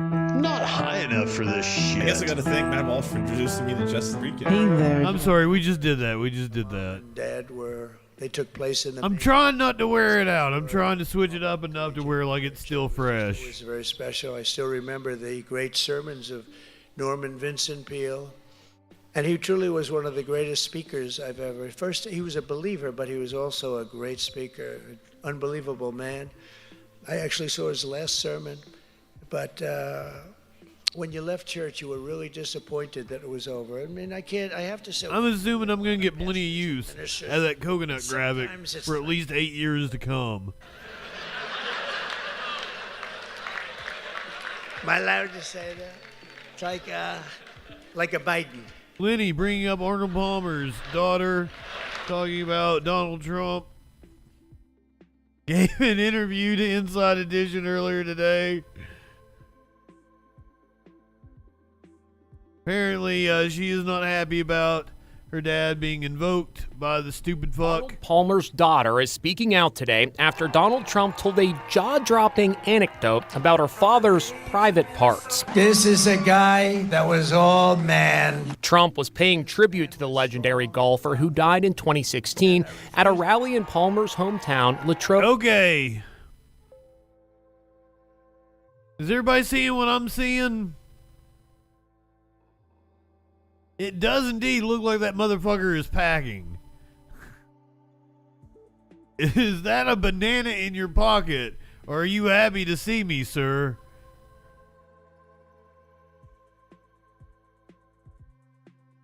...2016 at a rally in Palmer's hometown, Latrobe, Pennsylvania, when he got downright crude. When he took showers with the other pros, they came out of there, they said, oh my God. That's unbelievable. I don't know what. Oh, it might be an extra golf ball. Palmer says her father would not have appreciated Trump's locker room talk. It seemed to be like, it was a bit of an odd choice, wouldn't you say? To talk about the showers and my dad's anatomy. I think Trump seems to be fairly obsessed with these things, just like crowd size. And there's more reaction today to Trump's photo shoot at a McDonald's Sunday. I'm having a lot of fun here. He put on an apron and served fries at the drive-thru to troll Kamala Harris, who says she worked at a McDonald's to make extra money while in college. Yeah, this was just a troll. Without evidence that she's lying. I've now worked for 15 minutes more than Kamala. Trump's McDonald's stunt is... I will say I do not like how all the news organizations are saying he's claiming without evidence she didn't work at McDonald's. She's the one that made the fucking claim. The onus is on her. The burden of proof is on her. I would like some fucking evidence that she actually worked at McDonald's. It doesn't goddamn matter. As I've said a million times, I absolutely believe that she worked at a McDonald's because she's the age that somebody would work at a McDonald's for a month or two while they're in high school or college. Absolutely. As I said, she was my brother's age. My brother worked at McDonald's for a month or so. Sassy, good evening. It's just absurd. But like the fact that the media frames it as he's making the claim without evidence. There's been no evidence that she actually worked at the fucking McDonald's. Come the fuck on now. A flurry of memes. You want lies with that? Let's do it. Meanwhile, Kamala Harris is campaigning with Republican Liz Cheney today, hoping to win over moderate voters. She celebrated her 60th birthday this weekend, serenaded by Stevie Wonder. Happy birthday to you. I feel like there probably has to be a tax record if she actually did, though. You know what I'm saying? She worked at McDonald's in 1985. There's a tax record of it. But also, goddamn, how long ago was that? That's before the digital conversion. Do those records still exist? How long does the IRS have to keep that data?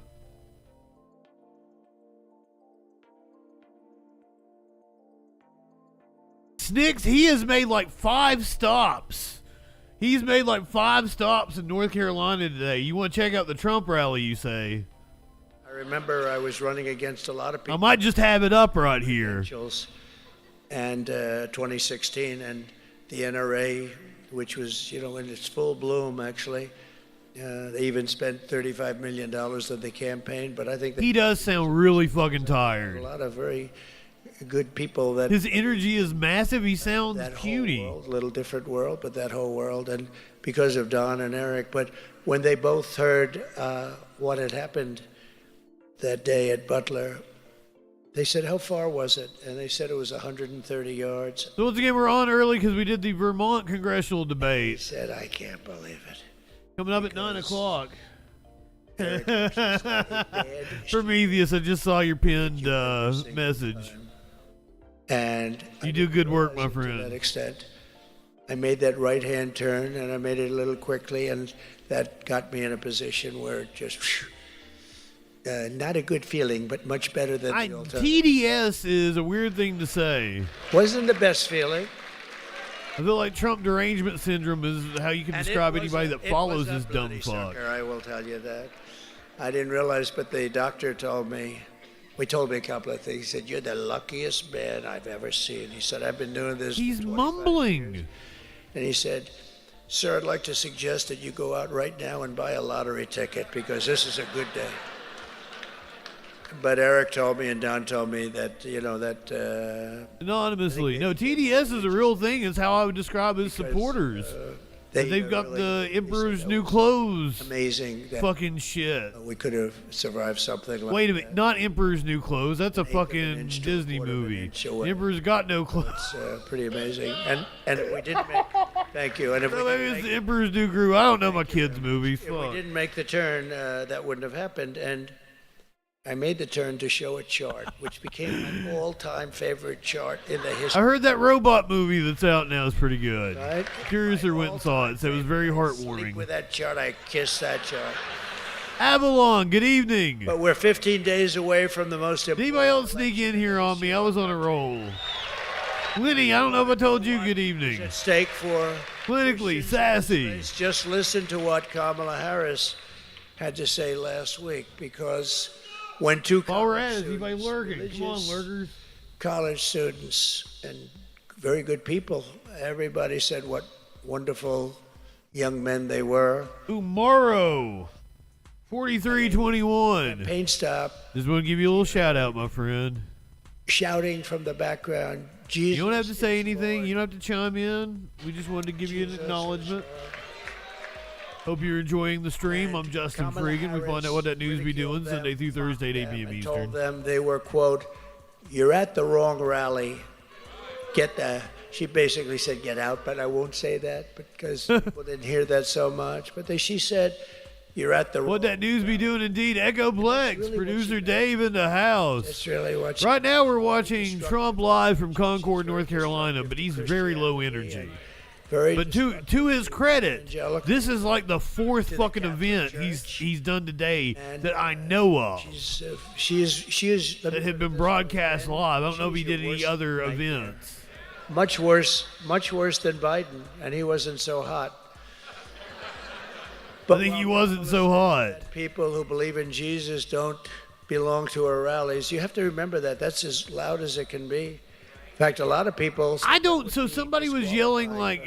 I saw right-wingers say they were yelling Jesus is king. Movement, we love Christians. We welcome... And she kicked them out. We embrace followers of Jesus. But also that Jesus is king thing is like a Groiper thing. It's like a neo-Nazi chant. So you can say she's discriminating against Christians all day long, but it's not actually true.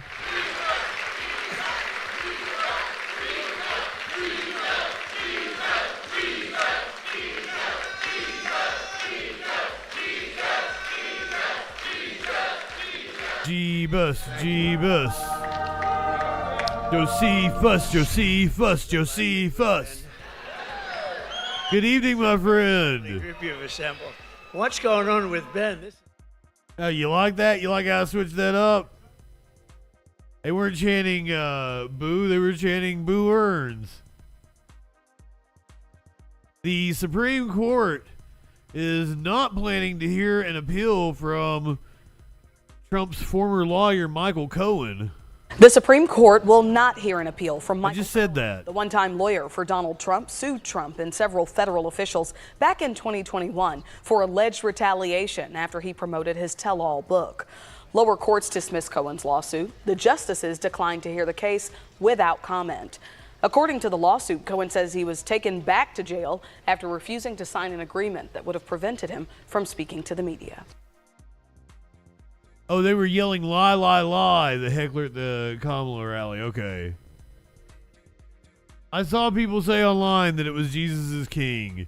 And like, even, as I said, even if it was, which I don't think the campaign probably knows that that's a Groyper slogan. I wouldn't expect them to be that online aware. However, I wouldn't blame them if they kicked anybody out that was yelling Jesus is king. The exonerated five, formerly known as the Central Park Five, that Donald Trump lied about on stage during the debate, is filing suit against him. Well, once known as the Central Park Five, they're now the exonerated five, and tonight they're suing Donald Trump. All right, they claim the former president defamed them after last month's debate. Fox 5's Sharon Crowley in the newsroom with the details. Sharon. Yeah, that's right, Steve and Natasha. Their lawyer says this lawsuit centers on remarks that Trump made during the presidential debate against Vice President Kamala Harris. Now, Trump's team is crying foul because these five men are campaigning for Vice President Harris. They say Trump, though, is again spreading lies about them and opening old wounds.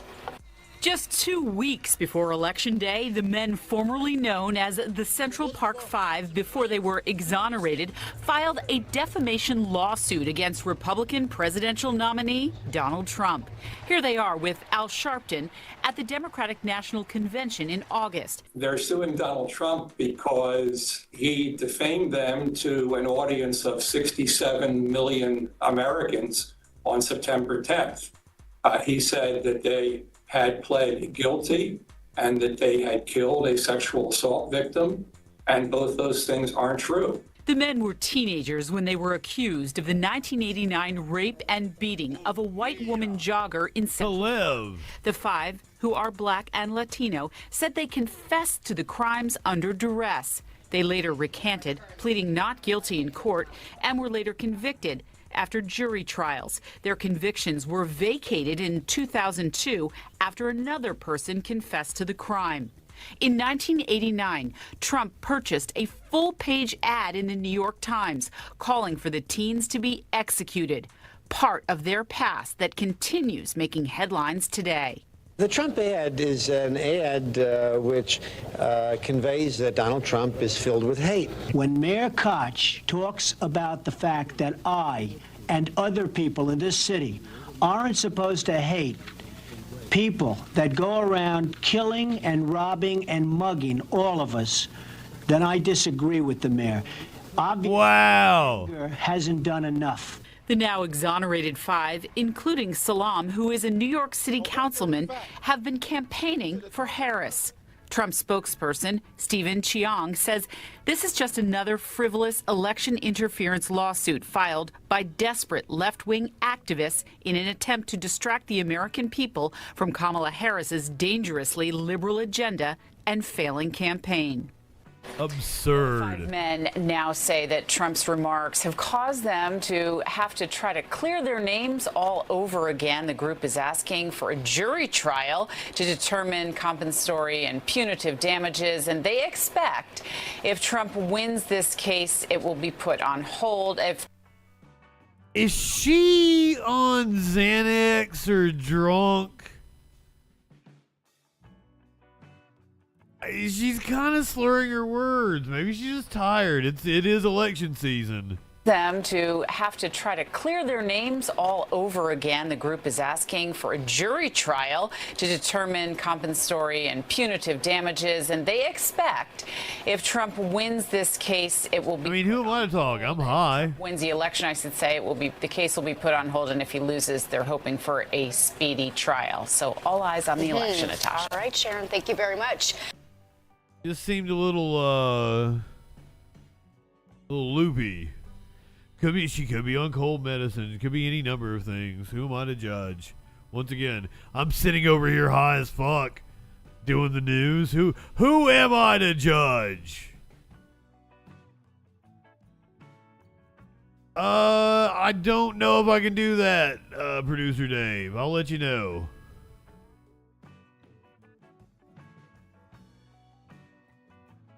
I think I might have a debate to do on Friday. I think it's busy season for Justin Freakin. Donald Trump brought up the death penalty, and also I'm moving this weekend, but that's Saturday. Donald Trump brought up the death penalty. Speaking of the death penalty, we were on earlier today.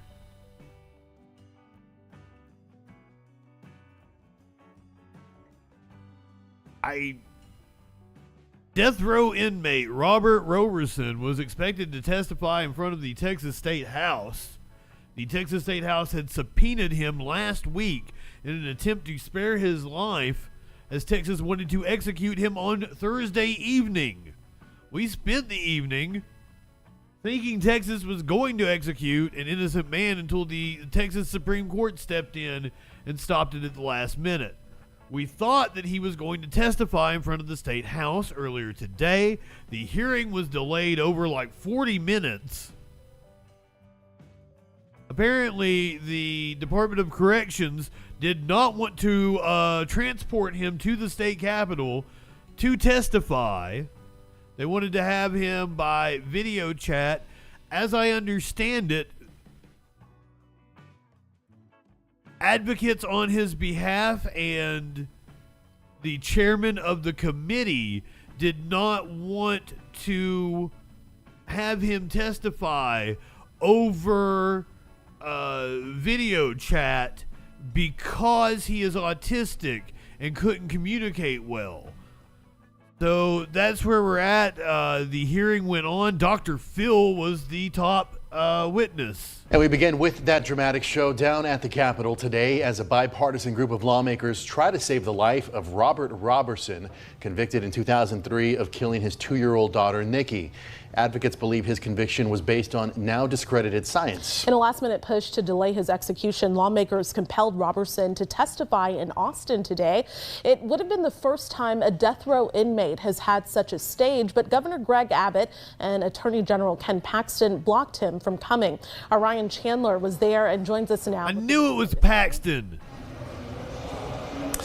Well, with Robert Roberson's life still in limbo, this case has become much bigger than even him. It's triggered deep constitutional questions. It's led the governor to fight with the legislature about whose power prevails and perhaps who lives and who dies. Texas leaders clashing with Robert Roberson's life on the line. You get your hopes up and then you get your hopes down, you get your hopes up. I mean, whenever they were fighting Thursday night. Roberson's brother joining protesters crowding a historic hearing, but the star witness still in solitary. It's especially egregious when there's so much doubt about the guilt of the person involved. Governor Abbott and Attorney General Paxton are trying to invalidate the legislature's subpoena and block Roberson's testimony. Abbott telling the Texas Supreme Court the House stepped out of line. Only he can extend a death row inmate's life. Roberson's team fought till the last minute to get him to Austin. Well, fundamentally, that's the purpose of a subpoena, is for a person to physically be present and be assessed for their credibility. The impasse triggering fundamental questions of the separation of powers. Fucking wow. Ways that we could enforce that subpoena. But we didn't issue the subpoena to create a constitutional crisis. And we aren't interested in escalating a division between branches of government. The committee instead. What he's talking about is he had the power to send the sergeant at arms, an armed officer of the state house, to the jail to get Roberson and transport him to the state capitol, which would have created a standoff between the executive and the legislative branch. I'm here for it. Come on, it's Texas. You don't want to have a dick measuring contest? Speaking of dicks, here's Dr. Phil. Instead, leaning on celebrity power. I am 100% convinced that we're facing a miscarriage of justice here. The courts so far silent, and Roberson still on death row. I think the fact this is blowing up into a bigger civics lesson and a tug of war about who has power, when really it should just be about, were we about to execute an innocent man? But it's a— And yes, you almost executed an innocent man. Another celebrity witness that we heard from today, best-selling author, former lawyer John Grisham, he underscored the need. better scientific standards in criminal trials. Remember, the underlying basis for Roberson's conviction was on some... Oh, it was the author. When we were watching it earlier and they said John Grisham, I was like, the author? Why? But I mean, why Dr. Phil, too? Something called shaken baby syndrome, which medical experts say is now discredited. We heard from a juror who said that if she had known the updated science that she did not hear in trial, she would have found Roberson not guilty. All right, Ryan Chandler live for us this evening. Thank you so much. Going in depth right now, according to data from the Death Penalty Information Center, in total 200 death row inmates have been exonerated since 1973, 18 of them from Texas. What a number, 18 from Texas.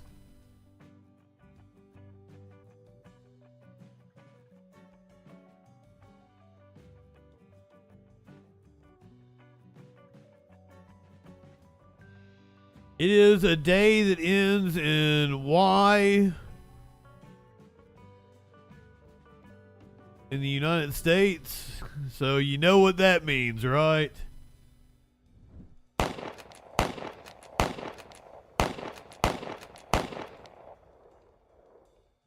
Multiple children dead, a significant shooting event happening in Washington State.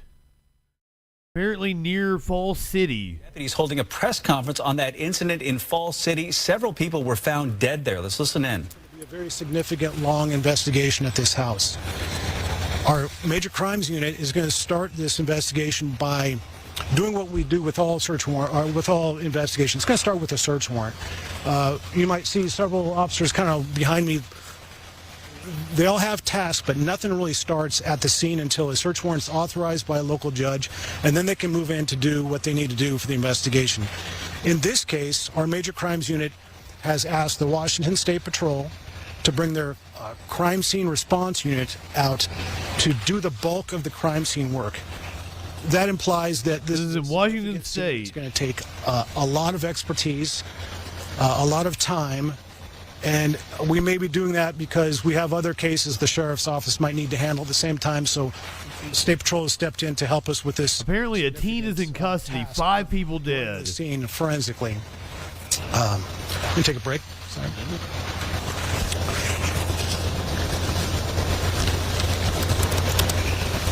Happened around 5 a.m. From the King County Sheriff's Office, getting an update on a situation where several people were found dead near the Lake Alice boat launch. Do we want to go back and listen back in? Okay, let's listen in. If I said it or not, we had help from Issaquah Police Department on the initial response. 5 bodies, 2 adults, Detectives 3 from children. Different disciplines will be here. Again, crime scene folks will be here. There was an injured child taken to the hospital. Experts, people who can, detectives that have the skill to scan or document a scene, diagram a scene essentially. Another important... I feel like you don't need a search warrant in that case. You've got dead bodies.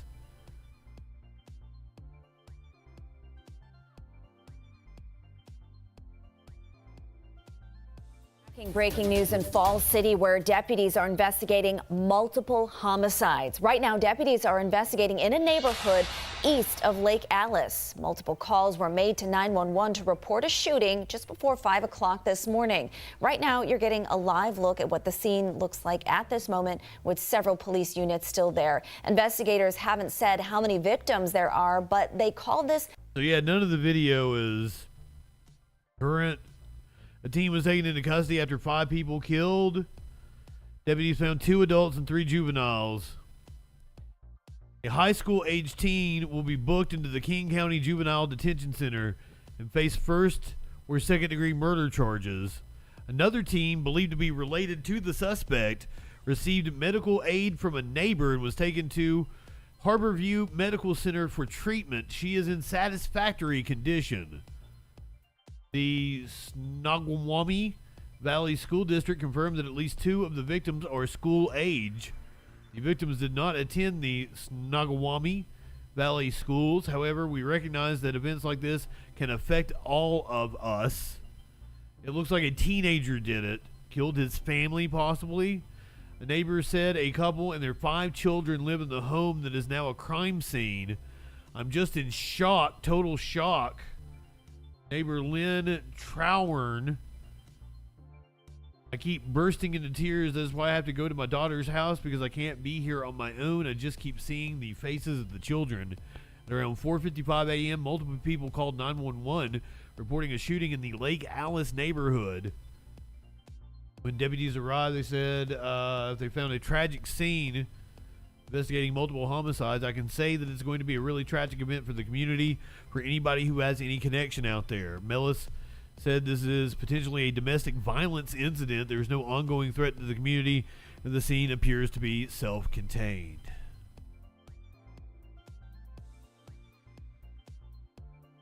Well, that was a lot of fun. Just another day. Now here's a story we get a lot here in the United States.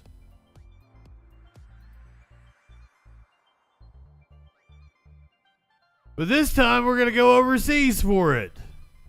Across the pond, we have a deputy getting off after shooting a suspect. Newly released footage shows the incident in which 24-year-old Chris Cabba was fatally shot by police officer Martin Blake during a police stop on a residential street in South London on September 5th of 2022. On Monday, a jury acquitted Blake of murder after deliberating for just less than 3 hours.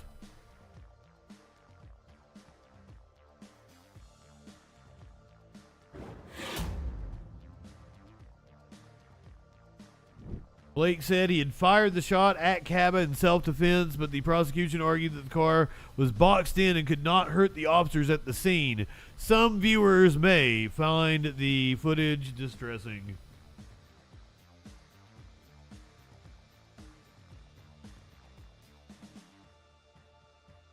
I was having trouble with The Guardian playing on another browser, actually.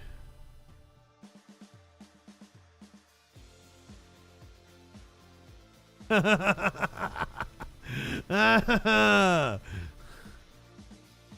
Guardian doesn't like me, Warlord.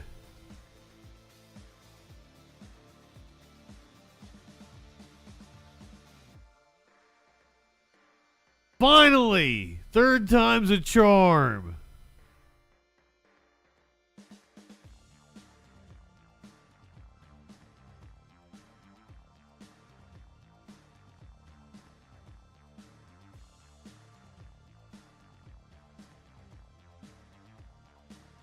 Jesus, they're being incredibly aggressive. Watch yourself. In the clip, officers can be seen surrounding Cabba's black Aldi, where Blake takes the fatal shot. Doors, doors, doors! Oh, police! Show me your hand! Show me your hand! Watch yourself. He was driving a car that police believe was linked to a shooting. They said the shot was fired in self-defense. He was trying to escape. Where from? On the front! But there was no gun found in the car, is what you're saying? Why do your police have military fatigues on? Why do they have rifles? Watch yourself. What in the fuck? Fucking hell.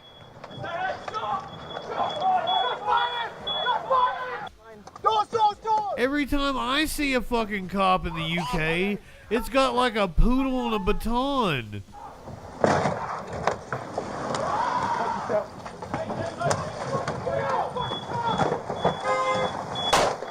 I don't even think they give them flashlights. Shot!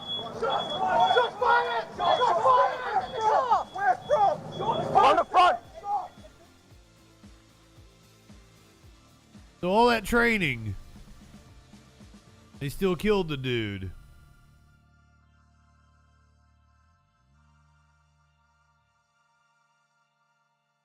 Becoming more like America every day, aren't you, Warlord? Watch yourself. And he gets off. Fucking hell.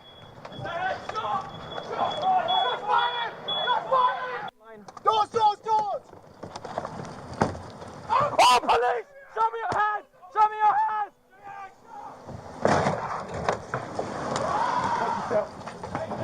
Yeah, not kill the dude. I am very pro not killing the dude. Shots fired! Shots fired! Where's from? Oh, Jesus. Rough watching that happen in the UK.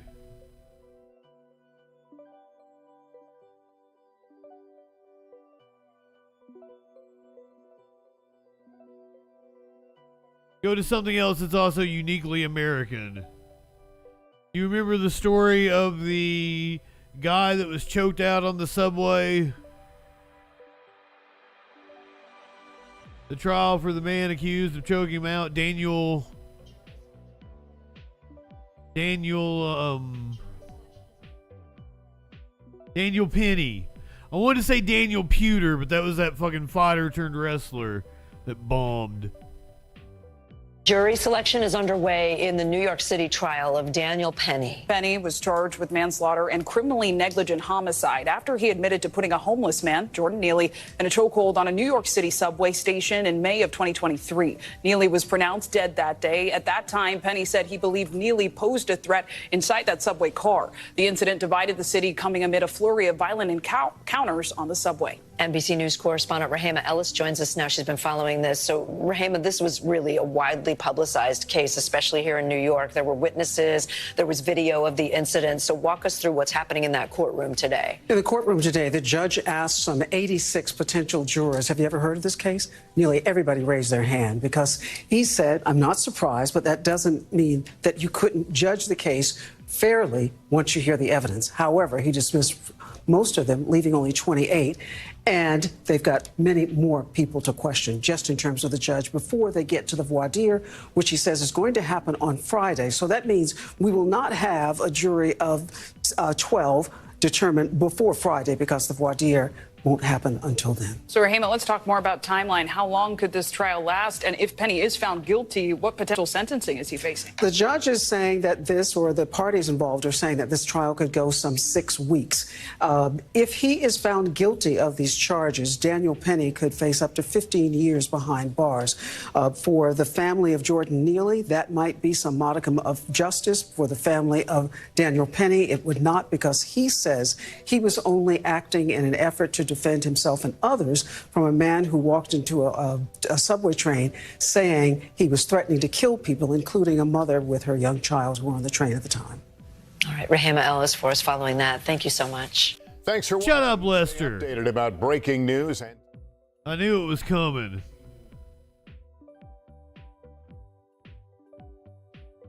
It is almost 8 o'clock, and that is the time that the Troll Patrol usually comes on. And hey, we've even got the spooky opening, so I know everybody wants to see it. We'll fast forward here. We're not going to go through the whole 5 minutes, of course. We'll get you down so we're coming on right at 8 o'clock.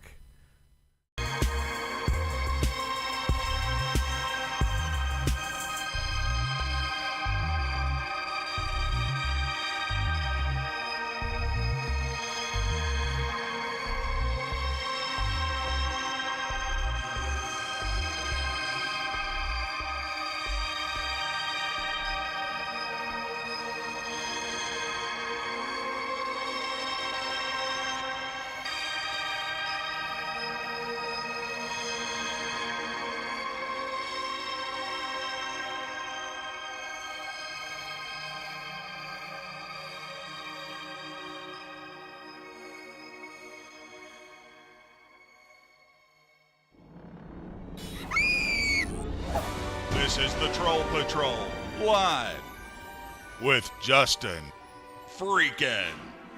Welcome to the Troll Patrol live. It's a freaking Monday. We've already been on for several hours today. We've had so much news to be doing to cover. We did the Vermont congressional debate at 6 o'clock. That was a doozy.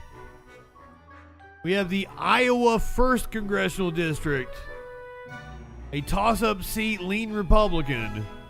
Mama Az, good evening.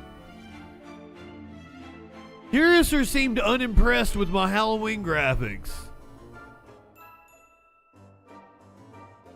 And now Joni is not up for re-election. I don't believe.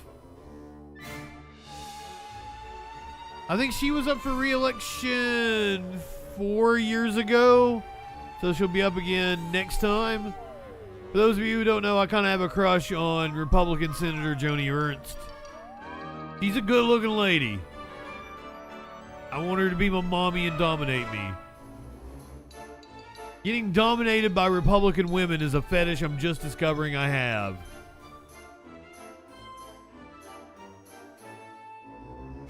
I don't know.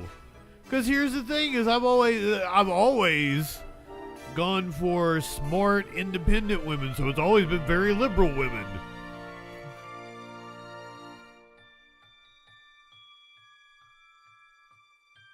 So I don't understand this new fascination I have. Well, I need some discipline in my life, DJ Dub.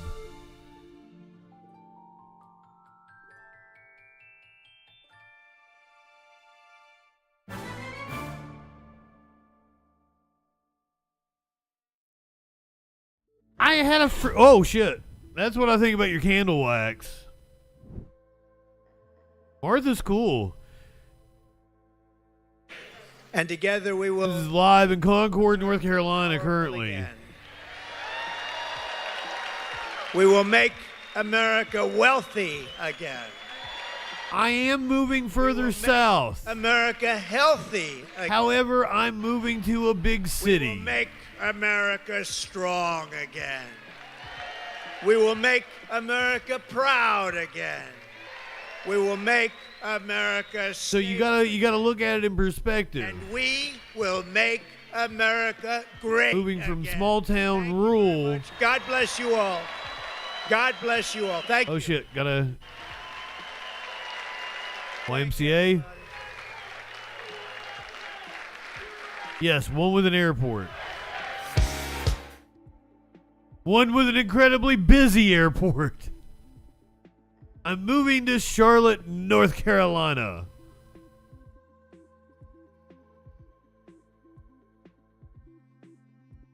Woo!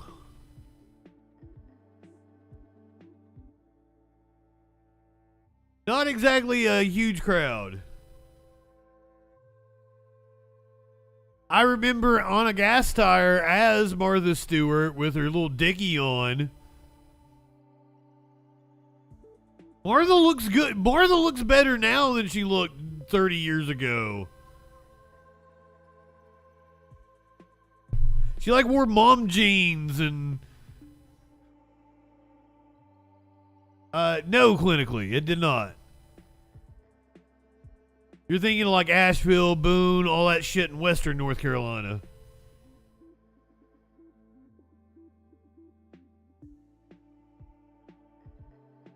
Asheville absolutely got destroyed, and I had to drive through it, and it was sad. It was very sad.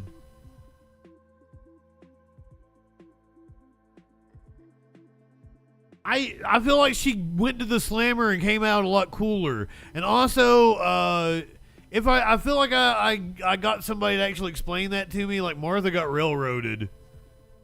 Like they just wanted to make an example out of Martha.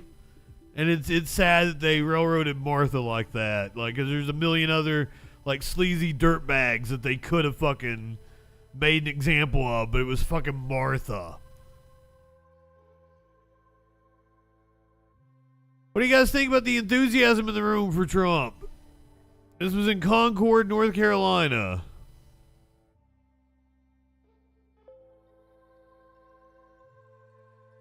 Martha Coffee ad. Oh my God, Prometheus.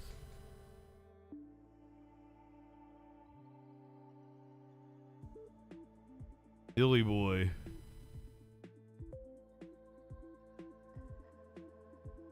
I don't see one of her being naked.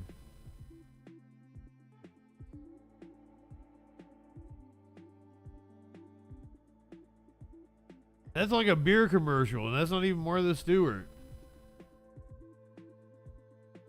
Wait, but coffee with benefit, what does that even mean? No, I'm not going down this rabbit hole. Stop. People stop trying to derail my stream. Fucking, did you see how producer Dave came in here and was like, oh, hey, you seen this video? Yeah, probably, Dave.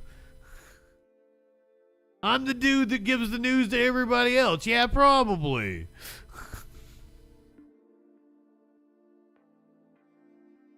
Let's see what we got here. We're done with Trump campaign. Let's do DeSantis.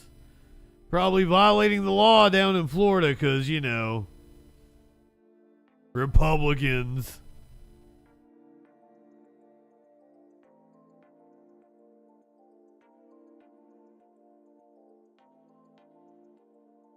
DeSantis apparently used state money to campaign against the abortion amendment. Staging an event against the abortion rights amendment as one of his former top attorneys blew the whistle against the governor's office for using public money to sway voters. Local 10's Glenna Milberg is live in Coral Gables with it all. Glenna. Nicole, it's early voting day, a lot of attention on that amendment number 4, but this is not about being for it or being against it at all. This is about using public money to sway a political election, and that happened in South Florida and in Tallahassee. Governor DeSantis, doctors, you have a very friendly audience here. The governor's sign said doctors against Amendment 4. Grant we pray. Though this is a decidedly faith-based event. I am a founding member of the Florida Physicians Against Amendment 4. Every doctor speaking here is also involved with the Catholic Church and past anti-abortion work. This event, an example of state government using public resources to influence the vote on the abortion rights amendment. Yep. And now, this first-hand account. This is a sworn statement from the just-resigned attorney for the Florida Department of Health that Governor DeSantis' attorneys directed him to sign and send already drafted letters threatening television stations about removing this Yes on 4 ad or face prosecution. If I did not end my pregnancy, I would lose my baby. I would lose my life. Last week, a federal judge called those cease and desist letters censorship, issued a restraining order on the state with language like this. To keep it simple for the state of Florida, it's the First Amendment, stupid. It really speaks to the level that government is willing to interfere with women's private medical decisions. At least these 6 state departments are currently being used in anti-amendment campaigns, public offices, and public tax dollars on websites, ads, personnel, and lawyers' fees. The governor has fucking Republicans. State involvement appropriate. He's called it actually public service from his perspective today. Wow. In the Coral Gables event, the governor did not take questions afterwards. I'm Glenna Milberg. Of course the slimy bastard didn't. Local 10 News. Okay, Glenna, thank you. And once again, for everything you need to know about early voting, from where to vote to what you're being asked on the ballot, go to local10.com. You can also scan. I hate them. I hate Republicans. They're all slimy fucking pieces of shit. I don't wanna. They make me. They fucking make me. Slimy goddamn bastards. Democratic political lawn signs were set on fire while the homeowner slept. This happened in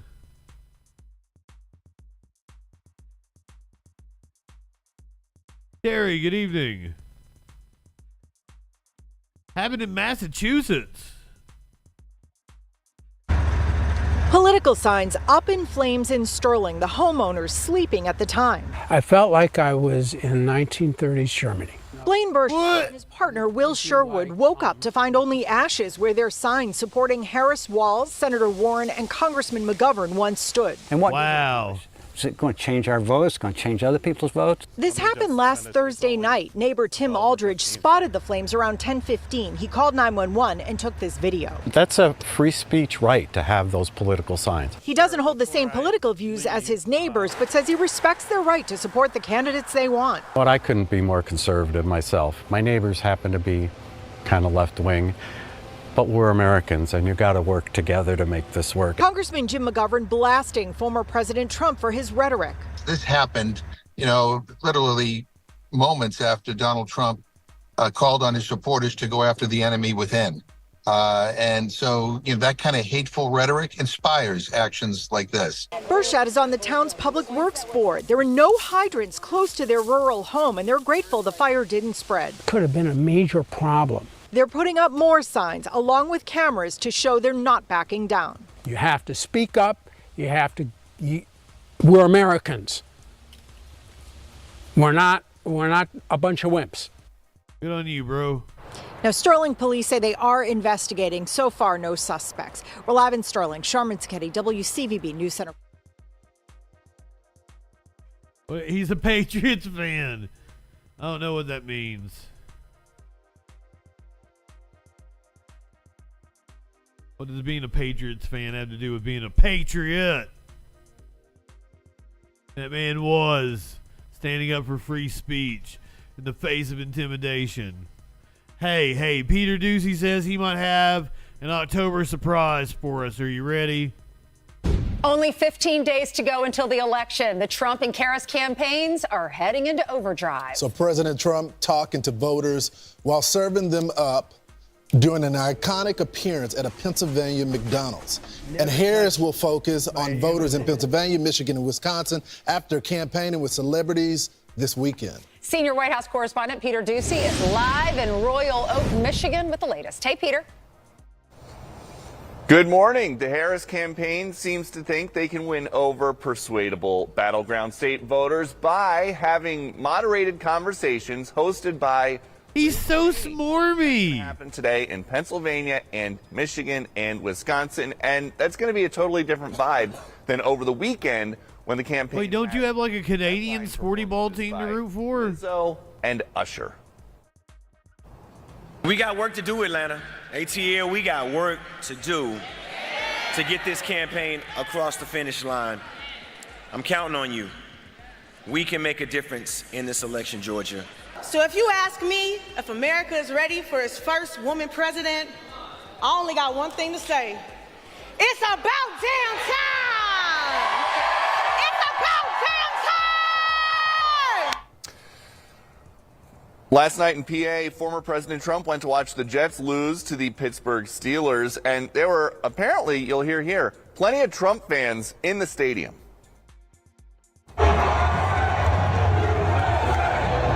There you go, Prometheus. Steelers won.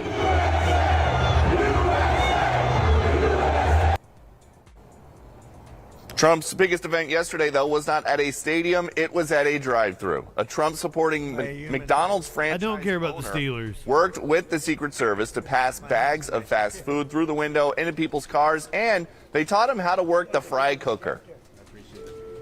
And we're going to take from these ones first. It is first in, first out, with the freshest ones. Politically, yeah, that's the. You never underestimate America when it comes to racism and sexism. Never touches the human hand. Very good, very nice good. and full. This guy's a good instructor. I appreciate it. Wow, I'm going to give a really big one so that, look at that, they're just pouring out of it. How good is that? And it's really something to think that people in Pennsylvania were eating French fries that were made by Donald Trump. At one point while he was there, he said he'd been working at McDonald's for 15 minutes, which he says is 15 minutes longer than Harris ever did. He continues to say that she is making it up, that she worked there in California in 1983. There's just no record of her being there or not being there. Well, so Peter, is there somebody that worked with her? Is there? Yes. This is because I wanted to find out. And apparently, yes, she has a friend that has said, yes, she did work at McDonald's when she was in college. So, like, people have verified it. but there's no like concrete record. Anybody, like, they carpool with anyone? Did anyone say, I worked with the Kamala Harris? Now, is Ducey going to say that? Maybe that's the October surprise, but the easy and only answer to your question is no. She says, and that's not the answer. Before she became the top of the ticket, that in 1983 in Alameda, California, as the Royal Oak Express gets ready to go by here outside Detroit, she has been saying, as a minor detail in her biography, that she worked the cash register and the fry machine and the ice cream machine, which fact check that because the ice cream machine is very rarely ever working. Maybe it was in 1983, but she worked there in Alameda. Yeah, that's like a new phenomenon. It did work in 1983, actually, The Ducey. campaign has not been able to find a record. They can't find. I know various different fact checkers have been looking at this. There just is no proof, and to our knowledge, there is no photo of her in the McDonald's. 1 in 8 Americans. Now there is a photo of Donald Trump in the McDonald's apron. So there is. Okay. Now that is the thing I will say is like my brother had a picture with like his check and his little McDonald's outfit. I remember Mom making him take it, and he did not want to do it. This is stupid. It's incredibly stupid. Hey, As he was putting on the apron, Peter. And I just want to point out, all that noise just now, no train. No train. Oh my God. There's a ghost train. You did well. All right. Thank you so much, Peter. After he put on the apron, they said, what do you like? What's your favorite food at McDonald's? I like it all. Yeah, he really does. And if you look at any of the photos on Trump Force One, they're always serving McDonald's. And this is just a dumb decision by Kamala Harris. First of all, the New York Times did an What was the decision? The New York Times investigative unit, they went to the store, and McDonald's is known for keeping really good records. So they talked with people that were there in that period of time. No one knows. They talked with friends. Apparently, she didn't mention this back in 2019 when she was running for president, but apparently when she got the nomination, she started talking about this, and no one has been able to verify this. But if this was a true story, she should have did it before him. Now you got the rich guy serving at McDonald's, and it just makes her look bad. Well, it's her biography. No one really cares how many hours she worked at McDonald's, but don't go tell everyone you can relate to them because you worked at McDonald's when you didn't. It's like Tim Walz. Like Tim Walz. Both of them. Can he shoot a gun? They just make up stuff. He's a knucklehead sometimes. Right. Is she going to say, well, I'm a knucklehead sometimes? Or can she borrow that? Don't make up stuff. The channel that glazes Donald Trump after he talks about Arnold Palmer's dick. From Tim Walz. Can a woman say you're a knucklehead, or is that like a male thing? It doesn't sound like something. I don't think she'll ever say How do they live with themselves? admit if she did not work at the McDonald's. But then there's sooner no or later, record. Angela, it was time to work. Oh my gosh. I loved it when he's like, never touches a human hand. Fry never touches a human hand. He's telling the family at the drive-thru that they're what was the word he used? The family. He said something like, I'm just a nobody. Oh, you're not just a nobody. Oh, here's the sound right here. Okay.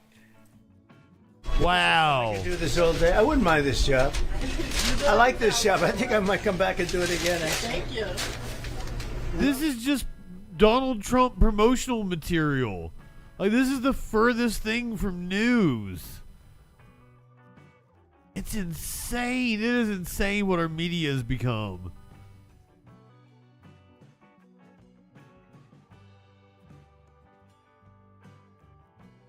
Damn.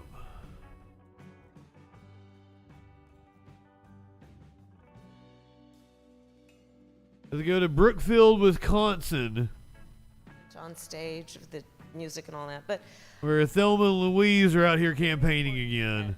we acknowledge, and I've said publicly, Donald Trump is an unserious man. And the consequences of him ever being president of the United Volume is kind of low on this. brutally serious. Brutally serious. To the Congresswoman's point, I have now, as Vice President of the United States, met over 150 world leaders. Presidents, prime ministers, chancellors, and kings. Many of them multiple times. We are on a first name. So what she's doing is... Most of them going around and NATO and I've doing local media events. standing rightly Well, with here's the thing, Terry, is like people who vote on policy have long made up their mind. and our allies are Like working. you got to keep that in. You got to keep that in mind, right? Like this isn't for us. America walk in these rooms around the world. Yes, that is absolutely Liz Cheney. Back. But this is Wisconsin. And self-appointed authority. Liz Cheney probably plays well in Wisconsin. And rule of law. And being a role model, this is. And she's got nice shoes on. I like Liz Cheney's boots. No, as a role model, people watch what you do to see if it matches up to what you say. One of my very real. Anonymously, it's kind of a wonder she didn't. Is I hope that we as the American people fully understand how important America is to the world. I'm not into pain, but I would not. If Liz Cheney hit on me, I would not turn her down. Happen to and with us as Americans, but it will impact people around the world. Let me follow up on that. Liz Cheney is not a bad-looking lady. She's a horrible, wretched lady, but she's not a bad-looking lady. Is that fair? The Navy has identified 2 crew members who died in a crash near Mount Rainier in a growler. They were role models, trailblazers, and women who whose influence touched countless people on the flight deck and well beyond, too. So said the Navy today, identifying the 2 flight crew members who died in last week's EA-18G Growler crash near Mount Rainier, Washington. Mike Gooding has the latest. The Navy identified the 2 fallen crew members as Naval Aviator Lieutenant Serena Wileman and Navy Flight Officer Lieutenant Commander Lindsay Evans. Their growler took off from Naval Air Station Whidbey Island last Tuesday with a 2-person crew on what the Navy called a routine training exercise. The jet crashed at an elevation of 6,000 feet on a steep and heavily wooded area east of Mount Rainier. It is with heavy heart that we share the loss of 2 beloved zappers. Our priority right now is taking care of the families of our fallen aviators and ensuring the well-being of our sailors and... You know what they say about women drivers. Squadron commanding officer. The squadron had just returned from a combat deployment They have vaginas. USS Dwight D. Eisenhower in July. The EA-18G Growler is similar to the FA-18F Super Hornet and includes sophisticated electronic warfare devices. The manufacturer... No, not all of them, actually. You're right. The Growler is the most advanced... Thank you, Prometheus. You definitely called me out on that one. That was not very trans-positive or inclusive of me. Cancel Justin for that one. Absolutely. No, not all women have vaginas. I was trying to be subversive with the joke, because you expect me to make you know what they say about women drivers, right? You expect me to be demeaning towards them, and I didn't want to do that. I wanted to go a different direction, and by doing that, I was not inclusive. They all have feet. They might not all have feet, Josephus. Some of them have that like special steering wheel that has a thing that you know you can exactly. Up yours, woke moralists. We'll see who cancels who. Anyway.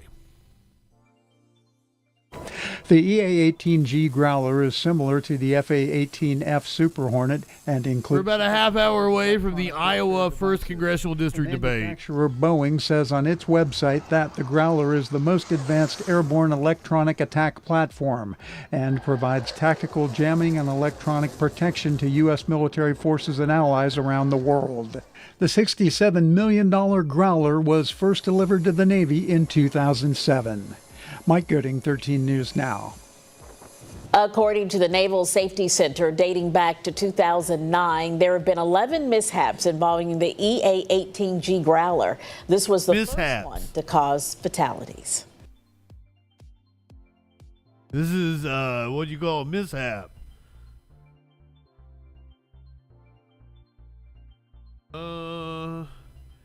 Probably next couple of stories are a little rough. Let me hit the content warning. If it doesn't seem to flow like usual,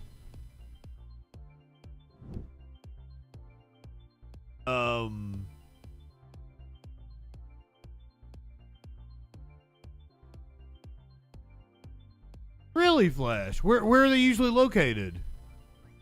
I thought it was like on the side of like the steering wheel. It's separate from the steering wheel. I thought it was always like on the side. Like it was like a break in right here. You're cool. You don't have to correct yourself. No worries. If it seems like I'm kind of like bouncing around on topics, it's because I am. I'm doing it based on time. And then like somebody brought up the Trump thing, and I had to jump to that. The side of the center console, like almost like a shifting knob.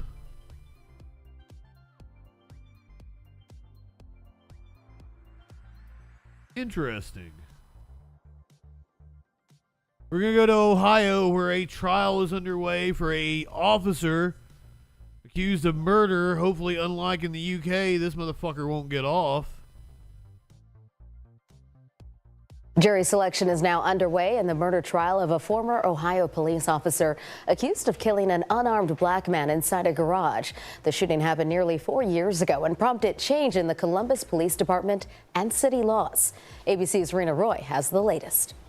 Jury selection happening now in the murder trial of former Columbus, Ohio police officer Adam Coy. Coy is charged with murder, reckless homicide, felony assault, and dereliction of duty for the shooting of 47-year-old Andre Hill, an unarmed black man. Police body camera video showing Coy responding to a noise disturbance call. He and another officer walking up to an open garage door with Hill inside. Hill walking towards the officers with a phone in one hand and the other hand not visible. Within seconds, authorities say Coy opened fire, shooting Hill. The fuck? Helping him, yelling commands. Get your hand off from underneath you now! Coy has pleaded not guilty. His defense team saying he mistakenly thought he saw a revolver in Hill's hand and that he reacted based on police training. If convicted of murder, Coy faces life in prison without the possibility of parole for 15 years. The city of Columbus already reached a $10 million settlement with Hill's family. His daughter speaking with ABC News just days after her father was killed. These cops are too aggressive. They were cussing at my dad after they shot him. Yep. If you watch the video, you can He didn't do anything wrong. For his last breath. And they're just cussing at him to put his hands behind his back and move his hands, and he's laying there shot. Neither officer activated their body camera until immediately after the shooting, but during it, a feature on the camera captured 60 seconds of video. Now, Columbus police body cameras automatically record. The city also passed Andre's Law, requiring officers provide medical care after someone is injured in a police shooting. Coy was fired after the shooting. Records show more than 90 citizen complaints were filed against him during his 19-year tenure with Columbus Police. He's expected to testify in his own defense. Rena Roy, ABC News, New York. Expected to testify in his own defense. I look forward to that. God, there's probably not going to be cameras in the courtroom, are there?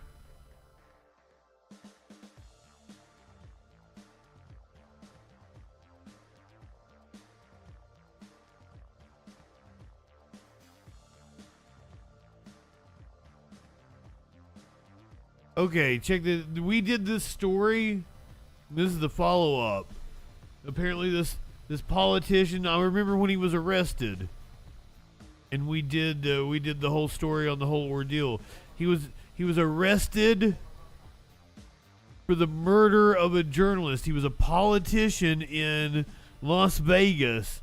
Apparently, murdered a Las Vegas journalist. Has been sentenced to at least 28 years. A former Clark County elected official is sentenced to life in prison with a chance for parole. Robert Tellis was convicted in late August for stabbing former Las Vegas Review-Journal reporter Jeff Gehrman to death. And today was Tellis's sentencing, and he did speak before he learned his fate. Fox 5's Victoria Saha has been following this case since the beginning and was in the courtroom today. And Victoria joins us now in studio with what he had to say. Victoria? Today's sentencing of 28 years didn't come off as a huge surprise since the jury in this murder trial already recommended Tellis serve 20 years. But there were other enhancements the judge had to take into consideration, such as use of a deadly weapon and murder of a person 60 years or older. The family has my deepest condolences.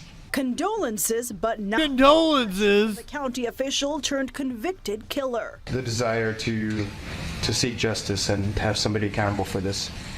But I did not kill Mr. German. Gearman's family, to whom Tellis turned and spoke to, had a final chance to convince the judge why their brother's killer deserves the maximum punishment. We're still in shock, and it's been 2 years. 2 years and a 3-week trial with a jury who believed the evidence that the prosecutors laid out. The jury in this case found that Mr. Abby, good evening. Willfully, deliberately, and with premeditation killed Mr. Gearman. He did it by means of lying in wait. He was our leader, and it's, we're never going to see him again. We have a lot of anxiety about the future safety of our family, and the children of our family, if Robert Tellis were to be released after just 20 years of incarceration. After hearing both sides, it was enough for the judge to hand down her sentence of 28 years to life. Good evening. Outside the courtroom, Tellis' defense attorney Robert Draskovich addressing the media and what his client had to say in court. His statement could have been much worse today. I think it was good for him that he expressed remorse of Mr. Gehrman's passing, although obviously he didn't take responsibility of it, which again is his right. It's also Tellis' right to appeal, which is where this case is going next. Sir Robert Draskovich withdrew himself from the case today after the sentencing, and now the appeals process will be in the hands of the Public Defender's Office. John? Victoria, thanks. And after the sentence... Oh, I figured there was going to be a follow-up to that.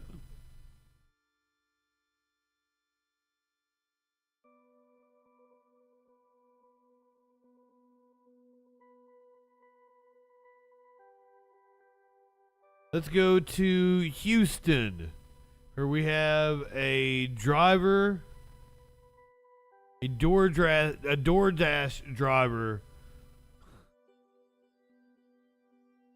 Apparently was like lured by her ex, shot by ex, and what? I don't understand this. Hold on. The headline is DoorDash driver lured to Houston, Chick-fil-A, by and kidnapped, shot by ex and her husband. I'm Lieutenant Riley with the Houston Police Department. We're in the 8600 block of Westheimer investigating a shooting. The incident occurred around 9 p.m. this evening. We're still early on in the investigation, but what we know is there was an adult male. He was flagged down by a known female suspect who invited him into the vehicle. After a brief conversation, a male came up from the back seat from underneath the blanket, and he had a firearm. There was an argument and a physical tussle that occurred inside that vehicle. That male in the back seat fired 2 shots, striking our victim at least 1 time in the leg. He was transported to a local hospital and is in stable condition. Right now we have both suspects in custody. We're in contact with our Major Assaults Division. They should be arriving shortly to conduct the investigation. Do you guys have any questions? A lot. At this point, it's unclear. We haven't interviewed the suspects completely. We're still waiting on the investigators. Any other questions? And did this occur here or at a different location? So it occurred here at this parking lot. Okay. However, the suspects did drive a short way down the road, and they called us and they surrendered. Huh. So yeah, we don't have any details. I tried to find a better story on it. But it was her ex and her husband?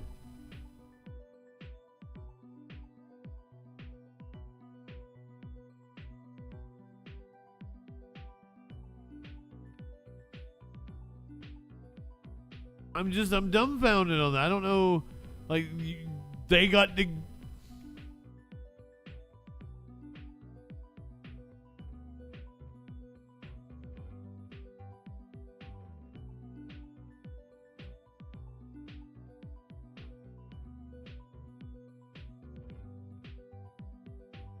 We've apparently got some video of... I'm going to follow up on that story. We're going to find out exactly what the fuck happened there.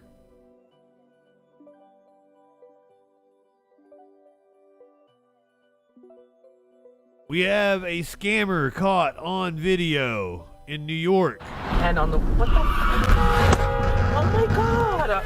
Queens resident Ashpia Natasha heard on her vehicle's dash cam reacting to the driver of a gray Honda that suddenly cut her off last Wednesday morning on the Belt Parkway in Queens. What happened, babe? Before that same driver suddenly puts the Honda in reverse and slams back into Ashpia's vehicle while she was on speakerphone with her husband, or so she thought in the moment. My first instinct was that I was involved in some kind of road rage. Yes, because if you have no evidence proving otherwise, the police are always going to assume this person that got rear-ended was the victim. That the person that did the rear-ending was always at fault. Kind of like in shock. There was a lot going on. But in hindsight, after looking back at the video, Ashpia now suspects what was made to look like an accident was really a staged collision, so the people in the Honda could commit insurance fraud. The first clue, the people in the car can be seen momentarily covering up the back window, before the man who Ashpia saw driving suddenly exits from the passenger side of the Honda. Meanwhile, another man is seen getting out and slowly walking ahead. He gets into a waiting maroon-colored vehicle that also stopped before it sped off. Ashpia says she exchanged information with the man who stayed behind and adds the police did not respond to the scene, typical for accidents that do not involve any serious injuries. I watched the video multiple times, and that's when it hit me that, oh my gosh, this is probably a setup. I'm pretty furious. Honestly, I didn't think that this was a thing. It is, so much so, AAA recommends the following tips. Be alert, don't tailgate, know if you are at risk if driving a luxury or commercial vehicle, and consider buying a dash cam. AAA also recommends that if you do find yourself involved in what you suspect is a staged collision, get to safety and get out of traffic if possible, and collect all the information you can. Photos of the other person's driver's license, their vehicle VIN number, their insurance policy number, license plate number, and their vehicle. We reached out to the NYPD to learn some more about this incident. We have not heard back yet in time for this report. If you are wondering the NYPD, what do you expect? For either causing or participating in a staged collision, not only is it a crime, it is a felony. We're live in Queens this evening. Jay Dow, Pix 11 News. All right. He was very assertive with that. It's a felony. Remember that chemical plant that caught on fire that we've been covering? Well, I don't know. It caught on water. It was a fire that was started by water.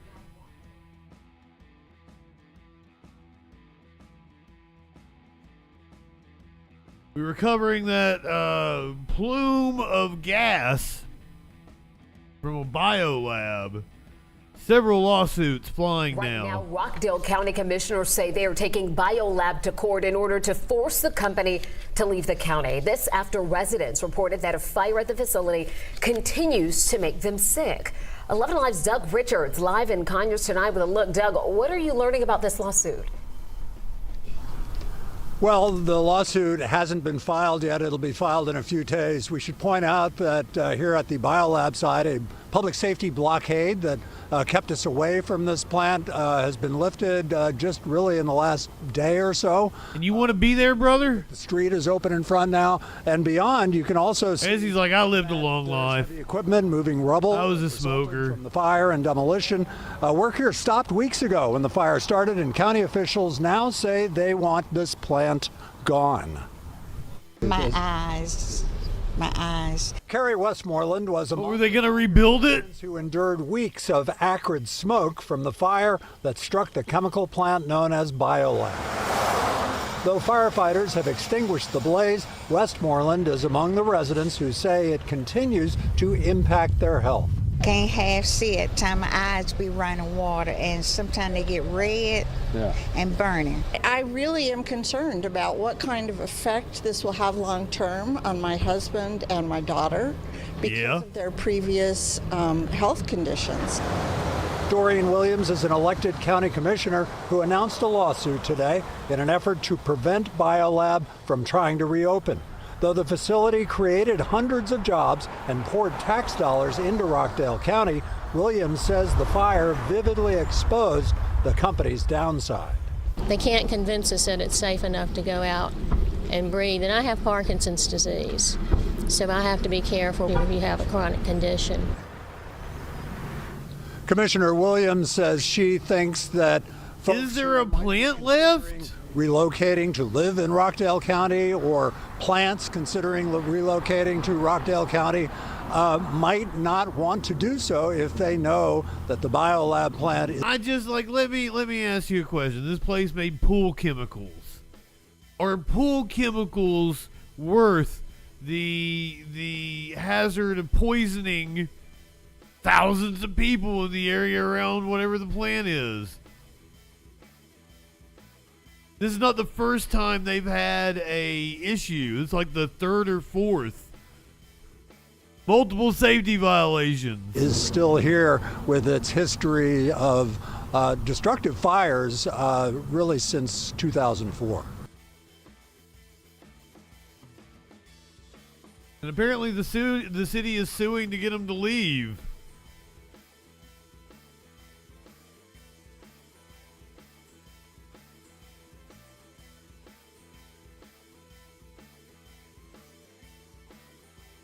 Multiple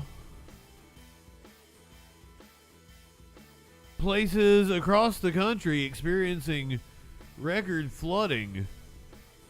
First, we're going to go to New Mexico. This just weeks after my area experiences record flooding. We're in Roswell, New Mexico.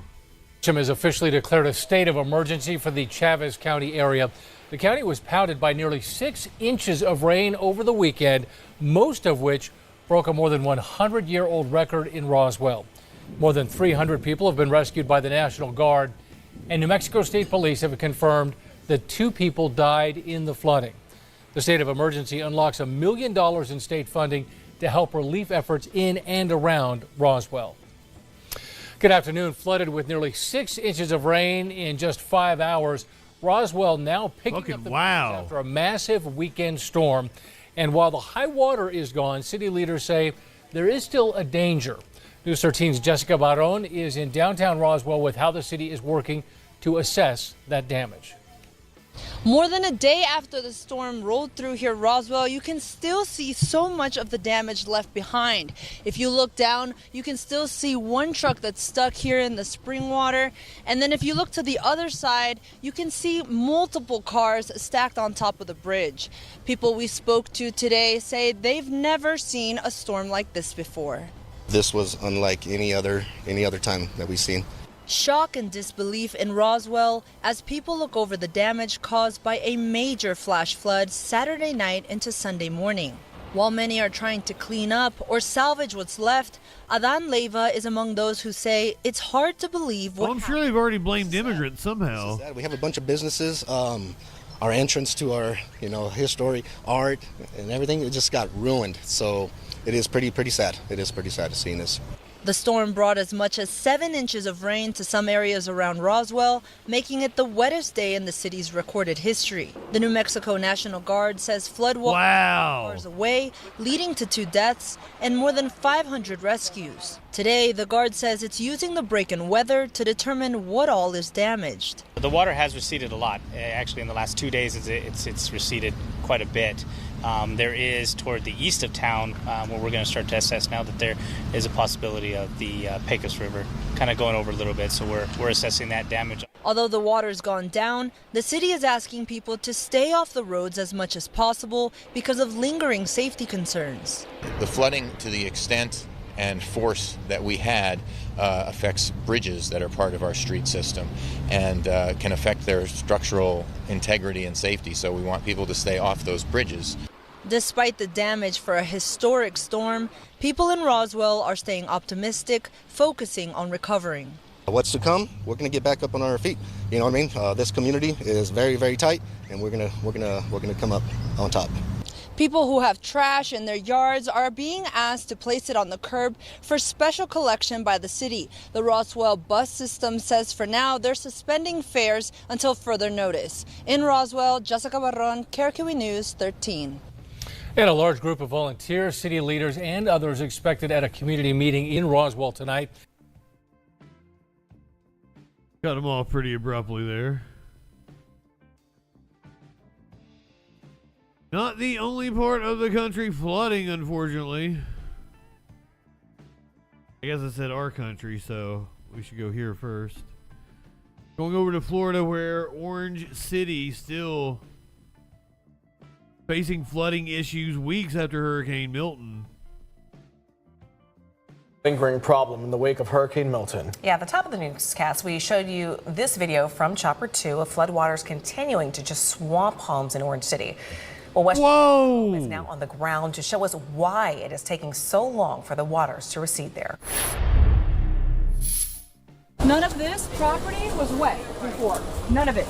It was all dry. This lake is flooded and in Florida, gets Orange worse. City. Water creeping closer and closer to Catherine Levinson's home. The side of my house is actually the back of my house, and it is about 15 feet now from the water, where it used to be 150 feet from the water. Take a look at our neighbor's gazebo, high and dry.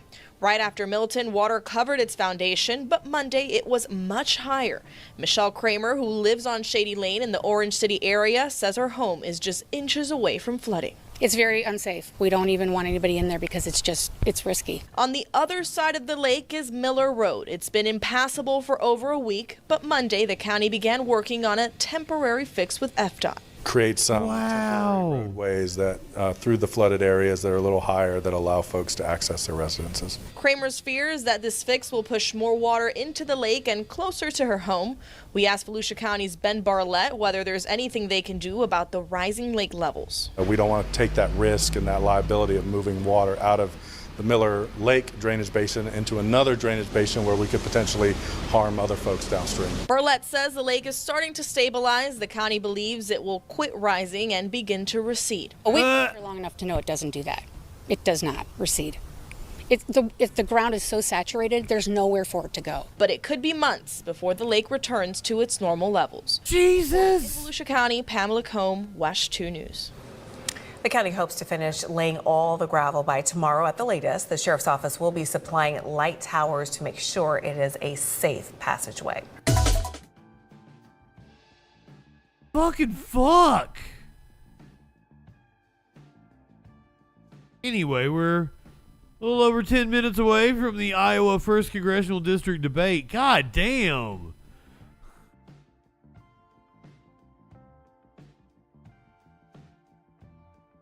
Go up to Canada, also getting hit with flooding. At least one person's still missing after a mudslide and record rainfall in British Columbia. An atmospheric river drenching the south coast for 3 days, flooding roads, yards. Tell us all about it. Virtually wall-to-wall water coming down, and this time the water came up very quickly. Jacob Goodman acted fast to try to keep the Seymour River out of his home. I woke up and I kind of heard rumbling around me, and I kind of heard it before because past years I've heard lots of rocks coming down the creek that goes down the side of our house. And I haven't seen this kind of, damage from floods or flash floods or whatever this clog is, but it's terrible. Rushing water swelled creeks into rapids, swept away rocks, roads, anything in its path. Coquitlam, an eastern suburb of Vancouver, got an incredible 233 millimeters of rain. It all triggered a mudslide that hit a home. The resident remains missing. The entire mountain was an absolute mess. There were creeks everywhere where creeks did not exist. Creeks and roads suddenly turned into raging rivers, leaving 3 hikers stranded. Searchers found them and staged a difficult rescue. The first significant storm of the season dumped record rainfall. Vancouver's airport got more rain in a few days than in the entire month of October. The deluge overwhelmed even storm drains that cost millions to upgrade to handle big storms, flooding homes, even muddying Vancouver's drinking water. Extreme rainfall on the steep mountainous terrain above Coquitlam Reservoir has resulted in drinking water turbidity, some cloudiness. Flooding was localized, but those affected were left scrambling. No one at the end of the day wants to have their house get flooded. Now they're left with a lot of cleanup and questions about whether their homes will be safe next time. Yvette Brent, CBC News, Vancouver. Well, I ain't done yet. Let's go. Aerial shots of flooding around the world, including northern Italy. Climate change, baby. Is leading to extreme climate events. It's code red for humanity. Extreme weather events are creating havoc. Now our world is witnessing severe flooding from heavy rains. Now here is a roundup from across the world. The floodwaters gushed down the street in a town in New Mexico after heavy rainfall. A street in Roswell turned into a river after torrential rains pummeled eastern New Mexico overnight. According to the New Mexico National Guard, quoted by the U.S. media, 1 person died and hundreds were rescued. A flash flood warning for New Mexico was issued on Sunday by the National Weather Service. Wow.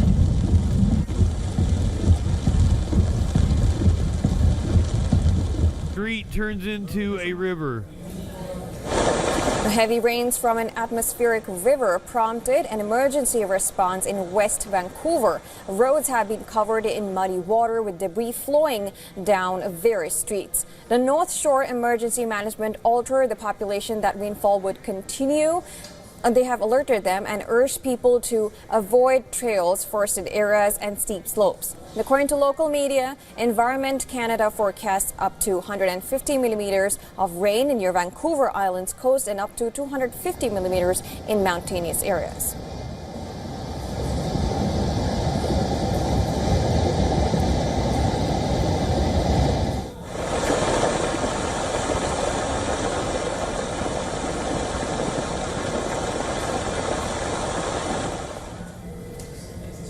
Moving to Italy, residents of Licata in Sicily woke up counting the damage from the heavy rainfall that caused severe flooding and landslides. As the weather conditions were improving, residents started to tidy up their houses and streets while the damage count began. The president of Sicily has convened the regional government for Monday to assess the damage due to the extreme weather and allocate the first resources for emergency interventions.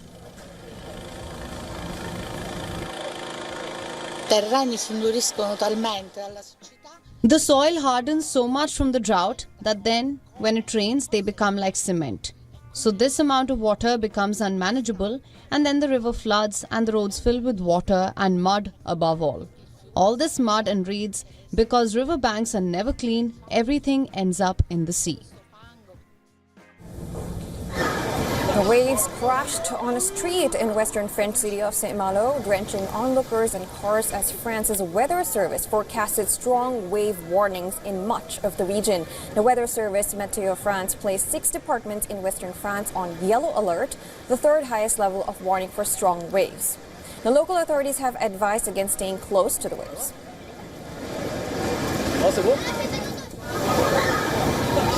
God damn!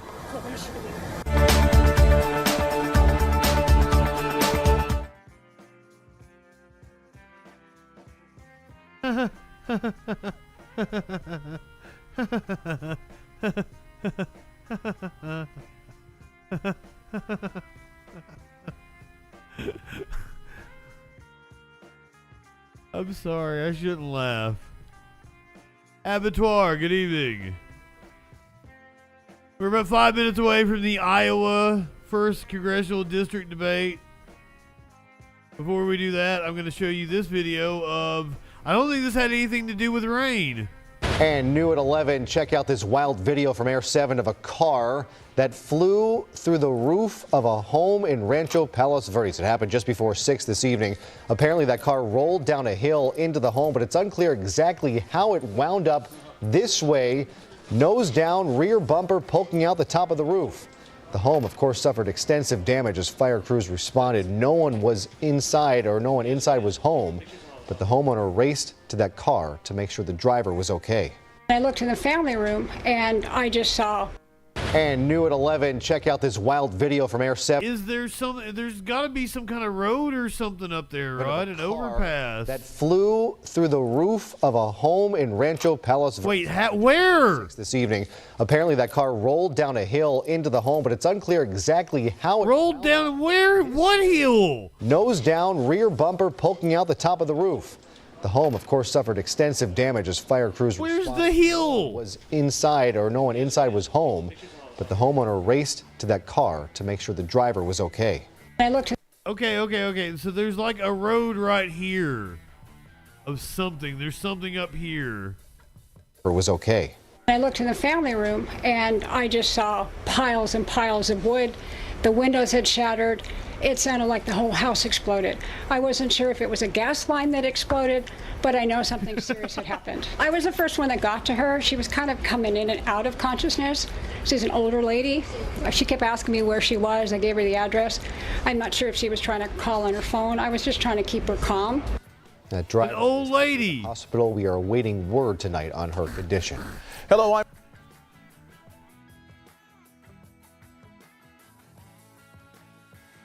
South Park did an episode about this. Oh God. Nose down, bumper up. That's the way we like to crash into the roof.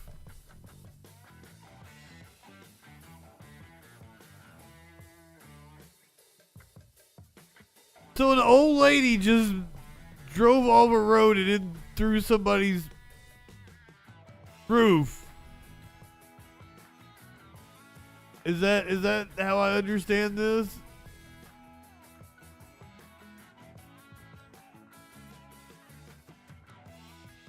This woman in Maine was apparently rescued after being an update to a story that we've been missing for a while. Pamela Hamstatter from her hospital bed after she was lost in the wilderness here in Maine.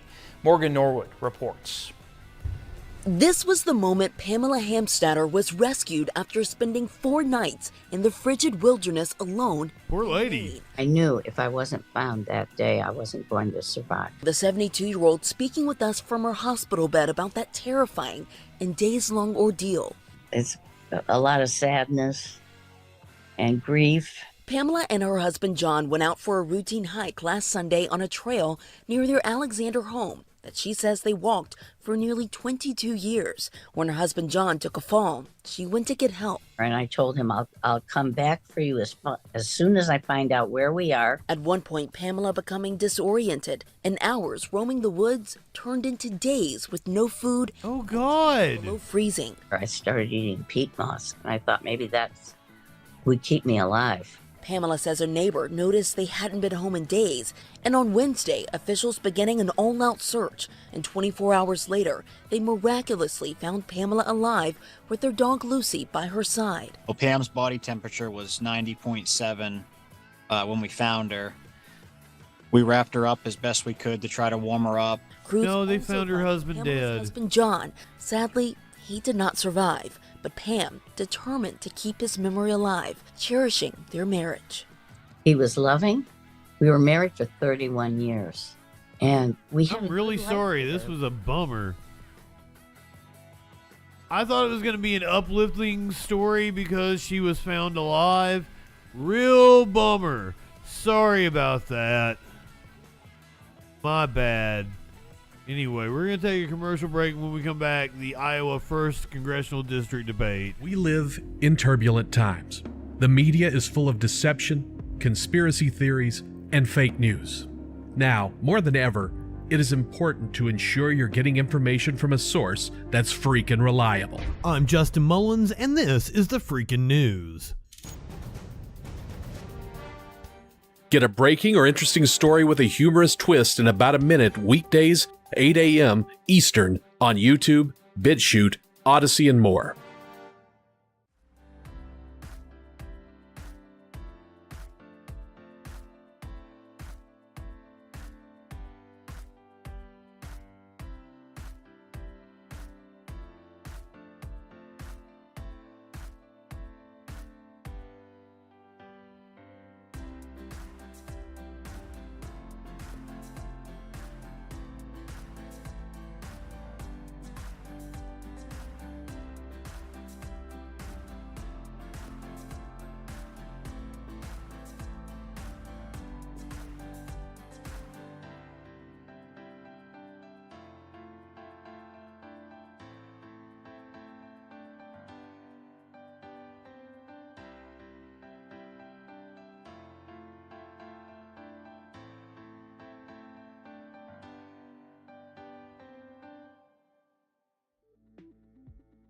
All right, buckle up, buggeroos. It is time for the Iowa 1st Congressional District debate.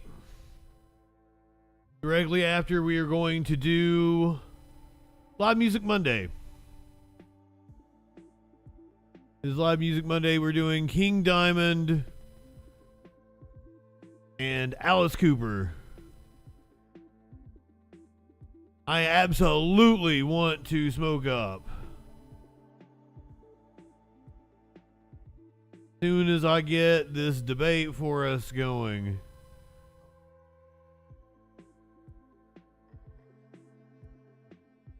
Learn more at Iowa Bank.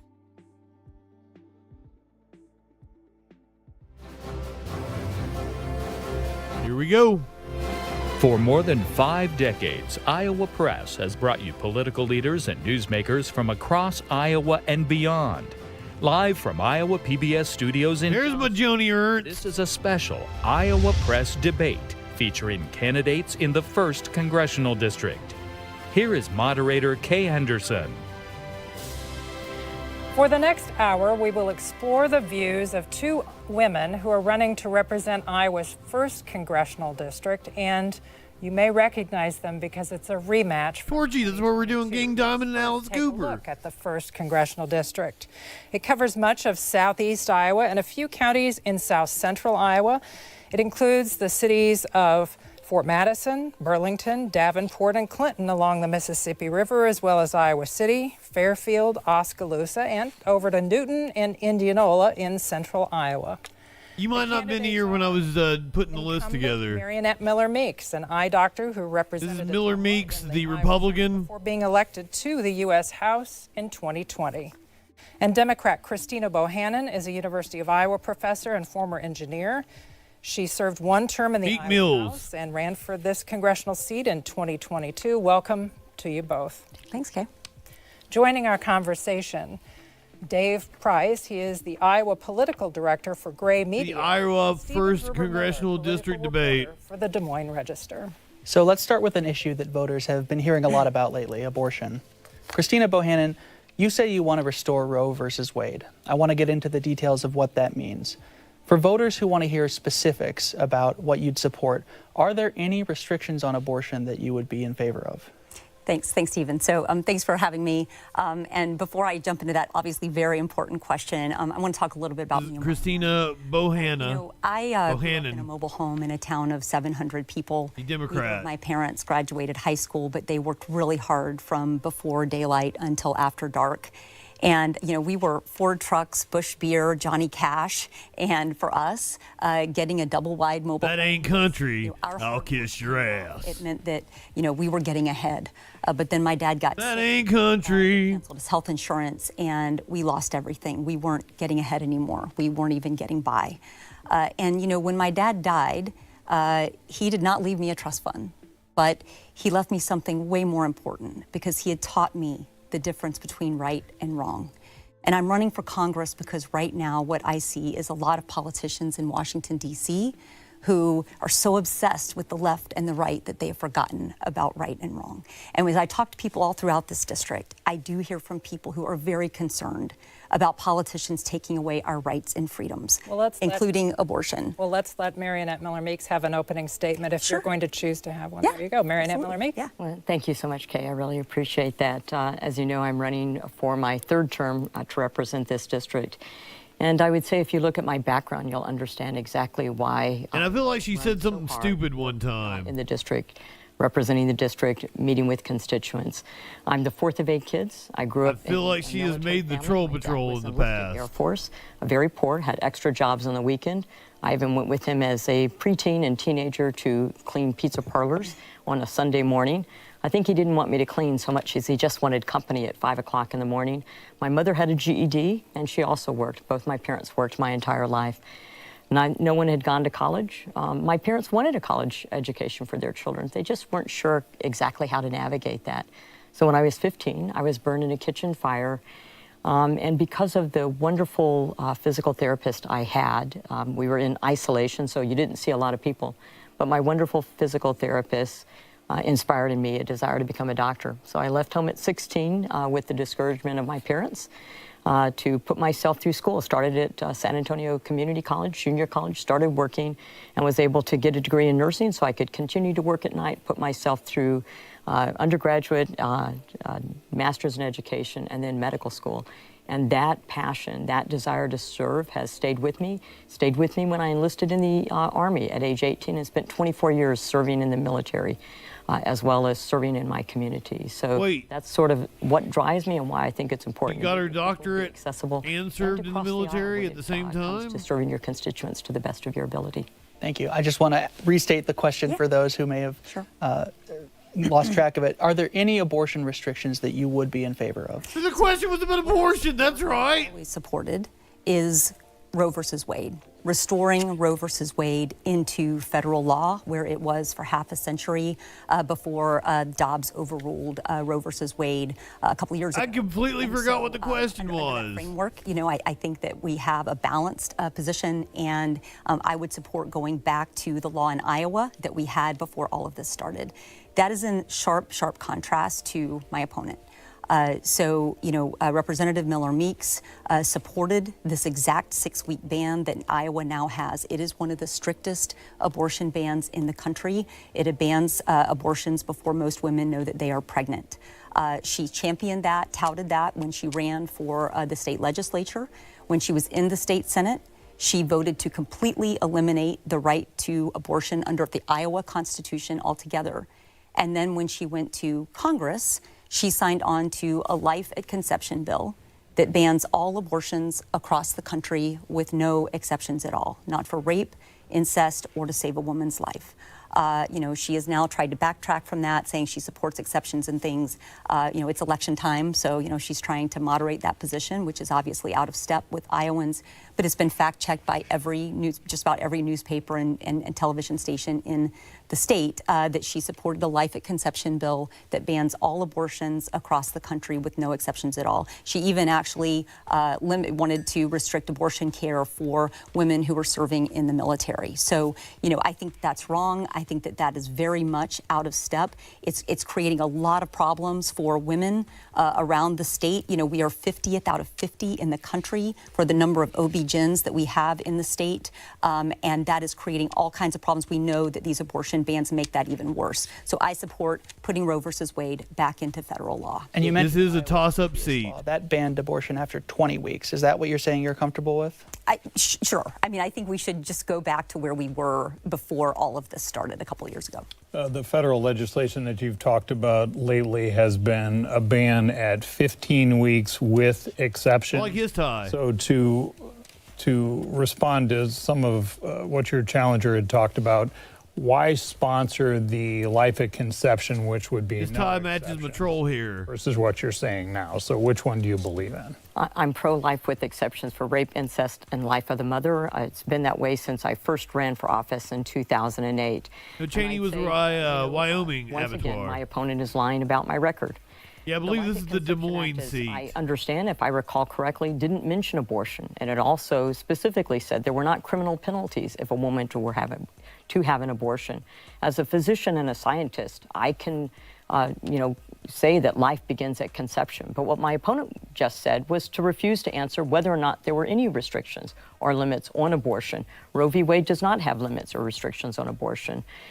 Yeah, it does. A 15-week after the Dobbs decision came down, it was an idea to what there is consensus in this country about. Let's talk about where there is consensus, where there's agreement.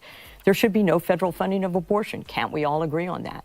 There shouldn't be abortion up until the time of birth. Can't we agree on that? There should be, easy access to affordable contraception for women to empower women to get pregnant. Look, I'm for abortion up until 18 years old. In fact, I passed a bill in the state Senate. I've got a whole stand-up bit about it. Contraception over the counter. To me, the best pro-life measure. You know you're raising a shithead. Why not do the world a favor? Pregnancy and empower women to be able to do so.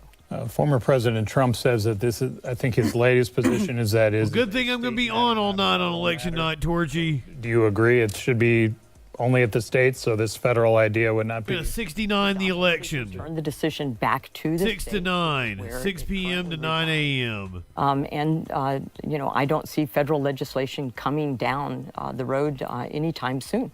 To say that you support the state position means that you support the very extreme 6-week ban that is now in place in Iowa. It bans abortion before most women even know that they are pregnant. But the fact is that she went further in Congress and supported a life at conception bill.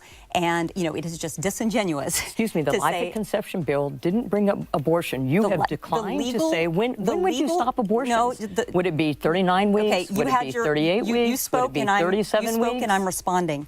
The life at conception bill, the legal consequences, everybody knows this. Everybody knows this. It is a personhood bill. It creates the full rights of personhood at the moment of conception. Everybody knows that the legal consequences of that is a complete abortion ban with no exceptions across the country. That is exactly what people knew they were signing on to when they signed on to it. And so, this is just backtracking now because we know that it is so out of step with what everyday Iowans want. But that is what they signed on to. I think it is untrue. I think she's again lying about my record. She's conflating an issue. One, she brought up the lack of OB-GYN providers complaining with that abortion. My face is red because of her fucking shirt. More importantly is how do we empower women to get pregnant on their timelines? Where is there consensus and how do we drive consensus? How do we work in a bipartisan manner to pass something that is good for women, good for our state, and good for our nation instead of continuing to have this as a political football? Again, can we not agree that there should not be federal funding of abortion? Can we not agree that women should be able to get pregnant on their timelines and have access to affordable contraception? Yeah, I'm for that. Things that I agree with, things that I would sponsor, and I have done with my bills on oral contraception over the counter, with my bills on tax credits for IVF.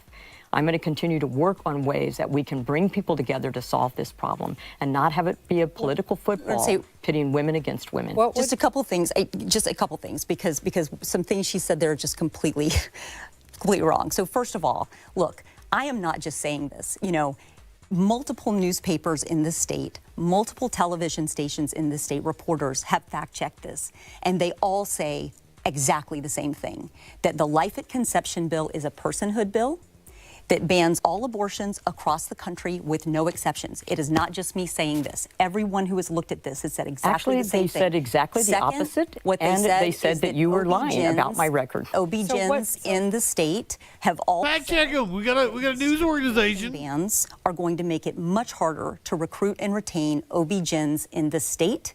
2/3 of our counties in the state do not have a single OB-GYN doctor, and we are 50th out of 50 in the country for the number of OB-GYNs that we have here for population. And so it has nothing to do with what the state passed. And they all say that it is going to become even harder to recruit them to come here. And I want to say one last thing on the birth control thing.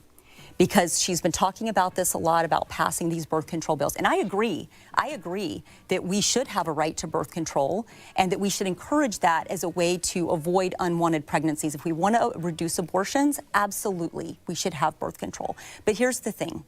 When she had a chance to sign on to a bill that would actually give people a right to birth control in this country, she voted no.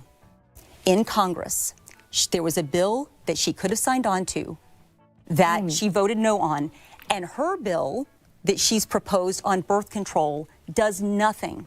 Every state in the country could completely ban every form of birth control, and her bill would do nothing about it. It deals with regulations and FDA, but every state in the country could ban all forms of birth control under her bill. It would do nothing about it. The bill I passed in the state Senate had oral contraception over the counter. The same is true for the bill we passed. The bill I voted against, and I'm so glad you brought that up. You would not protect women with that bill. That bill was non-approved FDA drugs and devices. As a doctor, as someone whose passion is healthcare, why would I vote for something that could potentially harm women by having non-FDA approved drugs and devices? That's not true. I find that unconscionable. I have, have a pledge to do no harm. I have continued to support that, to support women on a bipartisan group for paid working leave. I have extended the child tax credit. We voted for that to women, which is about to expire, so that women can have a child tax credit. I have a bill that would extend the child tax credit during pregnancy if women are pregnant, in addition to providing women the tools to prevent pregnancy and therefore prevent abortion. What we see over and over again is that Representative Miller Meeks goes to Congress, votes against things that would actually do real good for people, and then comes back and supports fake bills that either do nothing or that have no chance of passing to make it look like she's doing something. Marionette Miller, that's okay. Marionette Miller Meeks, your GOP colleagues, Zach Nunn and Ashley Hinson in the U.S. House, say they support exceptions for the health of the mother. Awesome, really let herself go. You've said you support the exception for not getting that Jeopardy gig, really. I did a number on her, eh? Well, I think life and the health of the mother are very similar, in my opinion. So, for life of the mother, I think that health of the mother, life of the mother, those to me are similar. I don't see those as a distinction. They are not. We know that they're not the same, right? Legally, they are not the same. There are bills that say that there's a section for the health of the mother, and there are bills that say for the life of the mother.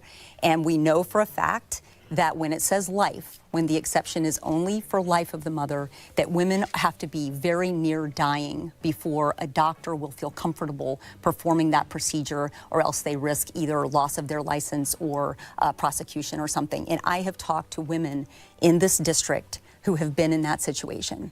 One woman who did IVF multiple times, desperately wanted a child, and then had an ectopic pregnancy. And if she had not been able to get the termination procedure that she needed, she likely would have died. I just heard from another woman today who told me that she got to a situation at 14 weeks of pregnancy, was leaking amniotic fluid. She needed a termination procedure, and they wouldn't do it until she became septic with infection and nearly died. This is what we're talking about. When we say life of the mother, we mean that a woman has to be very near at death's doorstep before she can get an abortion. So which is this it? Is it life false, or is it, and you is know it life it's false. Or is it is health? A falsehood that as a physician, if someone had leaking amniotic fluid, an ectopic pregnancy isn't treated by an abortion. She was not the same home. procedure. An ectopic pregnancy, from the an hospital ectopic pregnancy is in the fallopian tube. It is not intrauterine. Yeah. You're mixing up two issues because you want to confuse people. You want to divide people. Yeah. That's the tactic you've used all throughout this campaign. Yeah. When you started attacking me back in is the Republicans a doctor? Marionette Miller Meeks, you have said you want to see the Trump-era immigration policies restored. Trump is calling for mass deportations. Do you support that policy as well, and how would it work? Well, I think the Trump-era policies that reduced the amount of illegal immigrants coming across our border, that helped to keep down the amount of illegal drugs, illegal fentanyl, that our Customs and Border Protection agents actually felt like they were doing their job, or policies that control the border. And if we can recall, Jay Johnson, Secretary of Homeland Security under President Obama, said more than 1,000 immigrants coming across our border is a crisis. We have a crisis at our southern border. What I would say is that, over 150 Democrats voted in Congress not to deport criminal illegal aliens. Can we start with deporting illegal aliens? But my opponent has supported sanctuary cities, has supported groups that want to abolish ICE. I think we need to start by going back to policies that worked. An eye doctor. The Biden-Harris administration that got rid of executive orders that were keeping the border in check, and now we have a crisis at our southern border due to these policies. Christina Bohannon, I'm sure you'll respond to that, but I want to ask you as well. On this network in 2022, you said a discussion about comprehensive immigration reform should include a pathway to citizenship. You've also said you support the bipartisan bill that was negotiated in the U.S. Senate earlier this year. That bill doesn't have a pathway to citizenship, so why support it without that provision? Well, because I think we need to do both. They don't necessarily have to be in the same bill. So yes, I do support securing the border. We have to secure the border. I think that's very, very important. And I have stood up to the. Yeah, but she's the kind of crazy I'd buy like a drink for. I'm doing it now, and I've said that President Biden was too slow to act on the border. However, having said that, Congress, under our Constitution, bears the brunt of the responsibility on immigration policy. And what we have seen, the borders of Iowa, yes, for a long time in Congress, talked a lot about needing to secure the border and did nothing about it, kept kicking that can down the road. But we had an opportunity. We had a golden opportunity recently to pass the strictest border security bill that we have seen in this country in a very long time, maybe ever. It was negotiated by very conservative. Yeah, just somewhere in the middle of the country. In the Senate. Pretty much the damn fucking middle. Border Patrol said they needed. They endorsed the bill. They said this is the bill that we need to secure the border and do our jobs safely. And Representative Miller Meeks and her party in the House killed it. They killed the bill. They wouldn't bring it forward. They knew it had the votes to pass, and they killed it anyway because they wanted to keep playing politics with it. They wanted to keep campaigning with this issue. This is the bill that our own Republican Senator Joni Ernst said was the best opportunity we would have in our lifetimes to secure the border. And Representative Miller Senate. Yeah, but it had the votes. It had the votes to pass until all the Republicans started saying we got to kill this bill. Everybody knew. It was a total surprise to the Republicans who negotiated this in the Senate. This is what we have. We have, people who talk about solving these problems. But then when it comes down to it, they don't want to do anything about it because they want to keep, playing politics with this issue. And this is an example where, Representative Miller Meeks voted against a bill or refused to even vote for it in a bill that actually could have made a big difference, that actually was the thing that Border Patrol said they needed to secure the border. But then she goes back and supports a different bill, which I'm sure she'll talk about, a different bill that had no chance of passing and that nobody ever thought had a chance of passing. This is what we see over and over, not doing something that could actually be good for people and then trying to find political cover, signing on to some fake bill or something to make it look like she's doing something. But we could have solved this problem. And I think that they have lost all credibility on this issue. Okay, Marion Miller Meeks, let's give you a chance to respond, but let me start it like this. The Border Patrol, by the last report I can find at least, said that there were 54,000 encounters at the border in September. That is the lowest amount since August of 2020. Does this show that the executive order that President Biden signed is working? Well, it depends on how you couch that. But let me say that the border has been out of control for 4 years. My opponent didn't even mention anything about border control. Excuse me. I'm talking. Come on, man. I extended that courtesy to you. The border has been out of control for now almost 4 years. My opponent didn't mention the border, didn't say anything about the border, didn't say the border should be secure until it became a political liability for her and her party. President Biden, the Biden-Harris administration, undid the executive orders of President Trump and put those into place. Before, number one, I didn't have an opportunity to vote on any bill from the Senate, but prior to that bill going to the Senate, the House sent over a bill on border security, H.R. 2. The House did that bill in 2023. It's been languishing over in the Senate. That bill could have been brought up, it could have been amended, it could have been changed, and the Senate could have voted upon it and sent it back. The bill that she's talking about wasn't even voted upon in the Senate. Never had a chance, was not going to be voted on on and did not come to the House to be voted on. In addition to that, I've been to the border. I've talked with the Border Patrol agents. They do not feel they're being supported. They feel they're processing people through the border. There are untold drugs, untold people on the terror watch list coming across our border now. And these are the failed policies of the Biden-Harris administration, which you never made a comment on until it became a political liability for you. In addition to which, I have several bills on legal immigration, fixing part of the legal immigration system, which I have supported. This is the top issue for voters and people. They don't feel safe. They don't feel safe in their community. They're concerned about gangs that are now, as we've heard, in Denver, in New York, some in Pennsylvania. In Iowa, they're concerned about gangs. Colorado, though, the mayor there said that's not happening, right? Aurora, you're talking about? We're finally getting a fact check. Aurora, we're talking about in New York. We're talking about the gangs that have increased. So should the chambers have taken up that bipartisan agreement? I mean, as we know, the former president did not want that to happen. Should that have happened, and would you have supported it? Was that eating the dogs? They're eating the cats. Potential solution that you wanted? I had never made a comment against any bill. But I do say that we had already passed a border security and an immigration bill. Why didn't the Senate take up that bill? I know, but did you like this one? Who didn't want that bill? I think there were challenges to that bill, but you know, when you are able to look at a piece of legislation and make amendments and it goes through regular order, that's they're buying all the housing. Should have. The Senate should have taken up our bill, just like causing all the flooding. Take up our tax bill, which has a doubling of the child care tax credit. They haven't taken up that bill either. Stephen, I want to ask both of you this question. Both of you say you support some of these policies which would make it harder to get asylum for immigrants who are fleeing danger from their countries. We'll start with you, Christina Bohannon. Does that put the U.S. at risk of turning its back on some of these people who have a genuine fear of harm?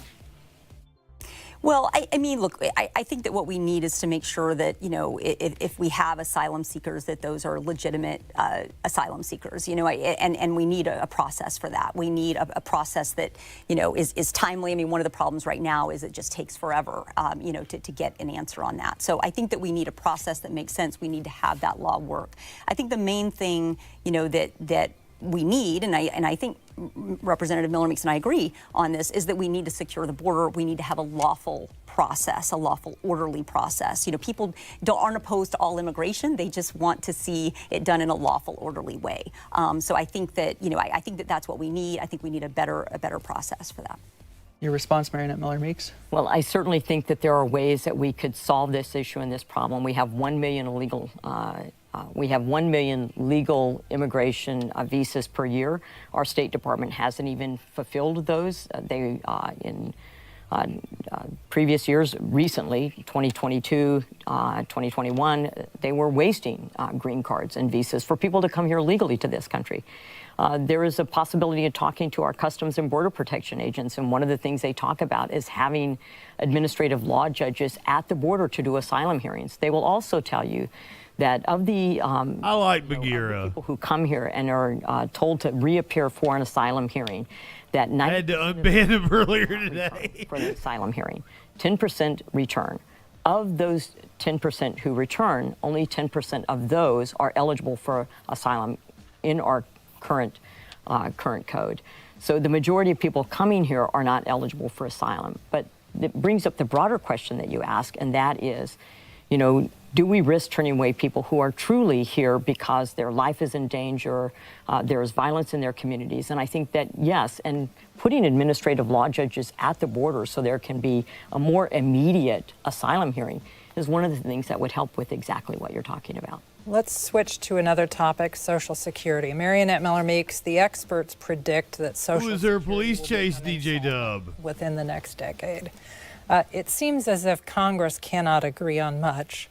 Is it time for Congress to appoint some sort of independent panel that would come up with solutions that Congress would either accept or reject? Wait a minute. Young people, especially when I travel to the district and I talk with them, they're very concerned about the viability of We need to create a panel to do Congress's job for them. When they get older. And, you know, my first job was at 16, if you don't count when I picked cucumbers at 13. And so my first job was at 16. I've been paying into Social Security since that time. And so I voted for, when we had the opportunity for a continuing resolution for a bipartisan debt commission. And I think because this has become a political football, that it's important that we have a group that is bipartisan that can help discuss how do we treat the long-term debt and our outstanding obligations so that everybody that pays into this system is able to get the benefits to which they paid into. Christina Bohannon, same question to you. And would you expect that group to recommend changes in the benefits for future beneficiaries to help keep the system solvent? So, you know, look, Social Security and Medicare are so important. I mean, these are hard-earned benefits, and they were lifelines for my family. When my dad got sick, you know, we couldn't have gotten by without Social Security and Medicare, so I will always fight to protect them. I started waitressing at 14, so I started paying in pretty early myself, so I want that there when I'm ready to retire.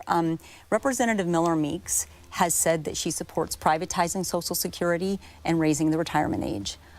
You know, that might be okay for people in the cushy job of being in Congress, where people tend to stay well into their older age, but it's not okay for, you know, people doing construction work, you know, like my dad, or people climbing electric poles like my brother, or firefighters like my nephew.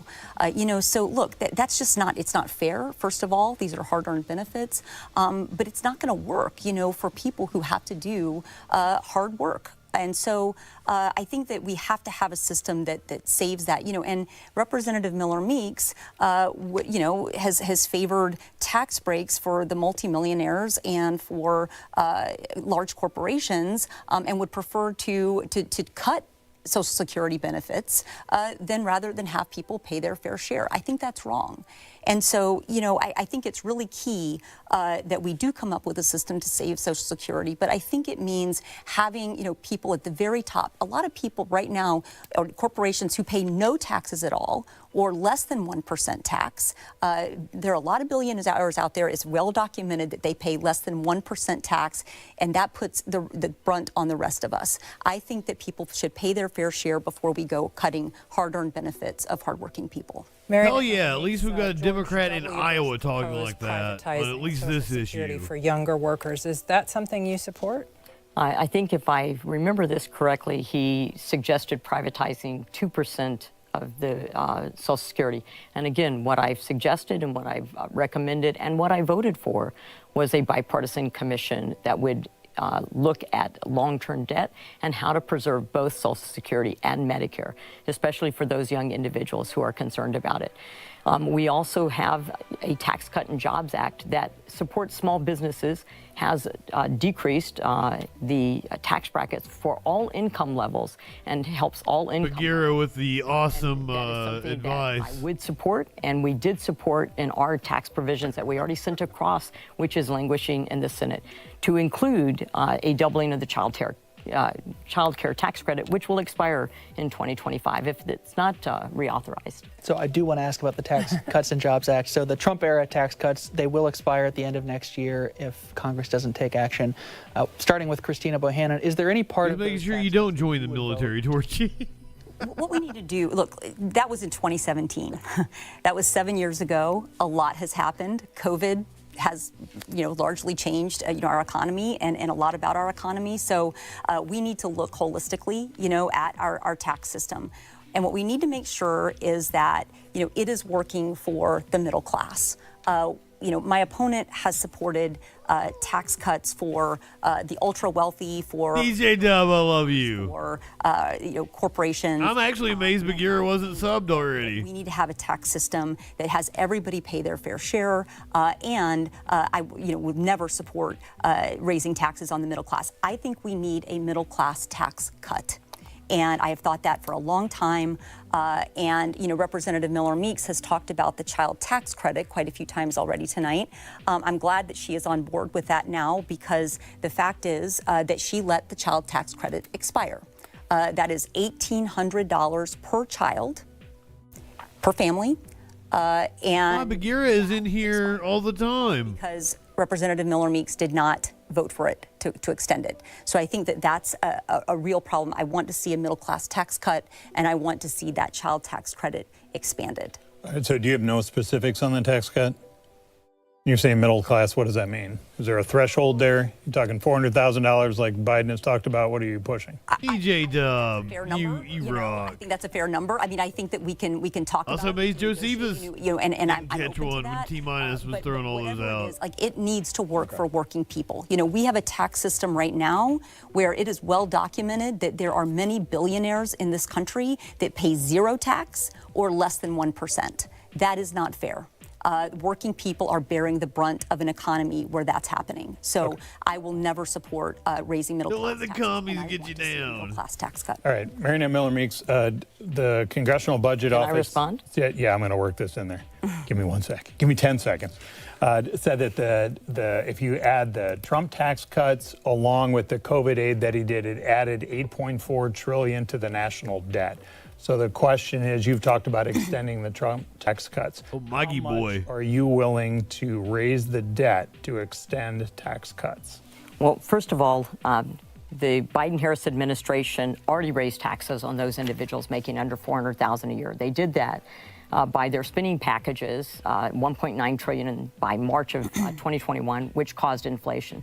Inflation was under 2% in December of 2023. I've heard and read numbers of 1.6%, December of 2020.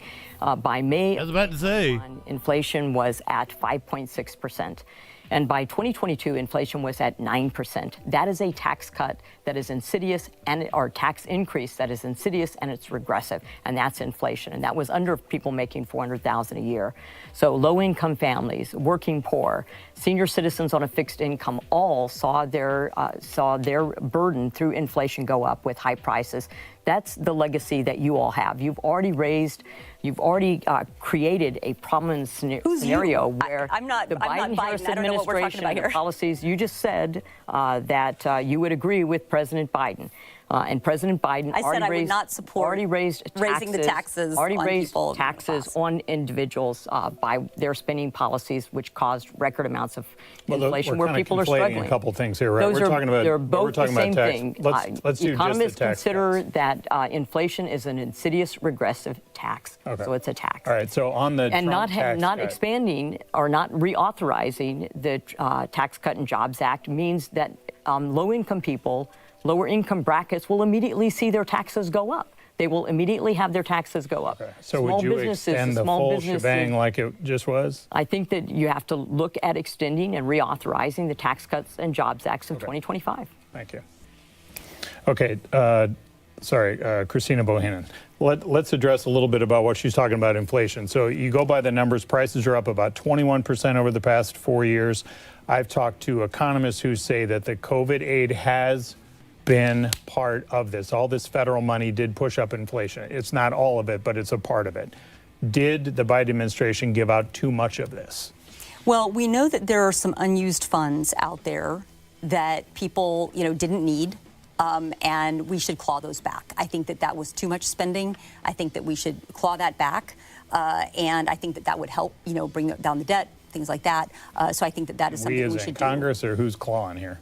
Well, that's a good question. And so I I think Congress could have a role in that. Of course, obviously the president, whoever it is, would have to sign on.